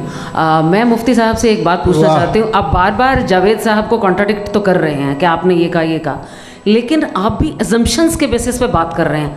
आपने खुदा के होने का कौन सा प्रूफ पेश किया है, खुदा की एग्जिस्टेंस का? अब इस सवाल को अलग रहने दीजिए, कौन एथीस्ट है कौन नहीं है। और दूसरी बात जो आपने एक छोटी सी कही थी कि ये फ्री विल का इस्तेमाल करता है इंसान अपनी, लेकिन उस फ्री विल का इस्तेमाल में मतलब खुदा ने ये दे दी सबको ये इजाज़त कि वो कितना घिनौनापन और कितने ज़्यादा ख़राब से ख़राब तरीके इस्तेमाल कर सकते हैं। जब आप सुनते जी, आप फ्री विल को मानती है ना, या आप कहती है कि फ्री विल नहीं है ना? मानती है ना? तो अब आपके पास इसका कोई एक्सप्लेनेशन नहीं है कि अगर एक इंसान उस फ्री विल का इस्तेमाल करके गलत काम कर रहा है और बच के अच्छी ज़िंदगी गुजार के निकल जा रहा है, उसका कोई रिकम्पेंस नहीं है। हमारे वर्ल्ड व्यू में जो इंसान गलत काम कर रहा है उसको भी रिकम्पेंस यानी उसका बुरा बदला मिलना है, और जो सही काम कर रहा है उसको सही बदला मिलना है। लिहाजा जो फ्री विल है वो इस तरीके से है कि एक लिमिटेड टाइम तक खुदा ने मोहलत दी है। ऐसा नहीं कि छूट दे दी, जो करना है करते रहो हमेशा। वक्त आएगा जब एग्जाम का टाइम खत्म होगा तब रिजल्ट आएगा, दौराने एग्जाम जबरदस्ती आपको नहीं बताया जाएगा। अरे भाई एक जी सवाल मुफ्ती साहब से मेरा सर मुफ्ती साहब से रुक जाइए, आपसे फोन, आप इसके बाद आपसे यही रहेंगे वो। हाँ बोलिए। मैं मुफ्ती साहब एक ही सवाल करता हूँ कि अगर जो हो रहा है फ्री विल से हो रहा है और एक दिन बरोज़ क़यामत इंसाफ होगा मैशर में वगैरह वगैरह, तो दुआ क्यों मांगते हैं लोग? दुआ मांगते हैं इसके मतलब है अभी भी उसने ये डिपार्टमेंट रखा है कि मैं रोज़मर्रा की ज़िंदगी में बिल्कुल बिल्कुल ही कैन। तो तुम कैन हो, तुम मुझे नौकरी दिला देते हो, मेरे बेटे को ग्रीन कार्ड दिला देते हो, और 45,000 बच्चे मरते उन्हें रोकते नहीं हो। नहीं तो क्या आप ये कह रहे हैं कि इस दुनिया में जालिमों को कभी पकड़ ही नहीं होती है? अरे जो भी पकड़ होगी वो बच्चे रोते हैं। बिल्कुल, देखिए मैंने अपने ओपनिंग स्टेटमेंट में यही कहा था कि जनाब जावेद साहब सिर्फ इमोशनल आर्गुमेंट देंगे। This is an emotional argument. ये छोटे मोटे इसके पीछे का रीजन मैंने बताया क्या है। देखिए मैं बार-बार यहाँ पर मैंने बताया मंच से आप लोगों को सज्जनों इसलिए कह रहा हूँ ताकि थोड़ा सा आपके कॉन्शियंस पे जोर रहे कि आपको ऑर्डर बचा के रखना है। वक्त तय हुआ था, ये वक्त पूरा हुआ, आपने इतने धैर्यपूर्वक सुना, मैं आप सबका बहुत बहुत शुक्रगुजार हूँ। यदि इन दोनों विद्वानों की इच्छा होगी तो कभी हम इस बातचीत का राउंड 2, राउंड 3, यही तो देखिए खूबी है इंसान की कि बहस मुबाहसे में वो पड़ा रहता है। आप लोगों ने बड़े धैर्य का परिचय दिया, बहुत बहुत शुक्रिया। इसी के साथ ये बातचीत यहाँ पे समाप्त होती है। मैं एक बात बता दूँ, ये सारी बहस हो गई, अब मुफ्ती साहब और बड़े मुफ्ती साहब इन के साथ मैं खाना खाने वाला हूँ।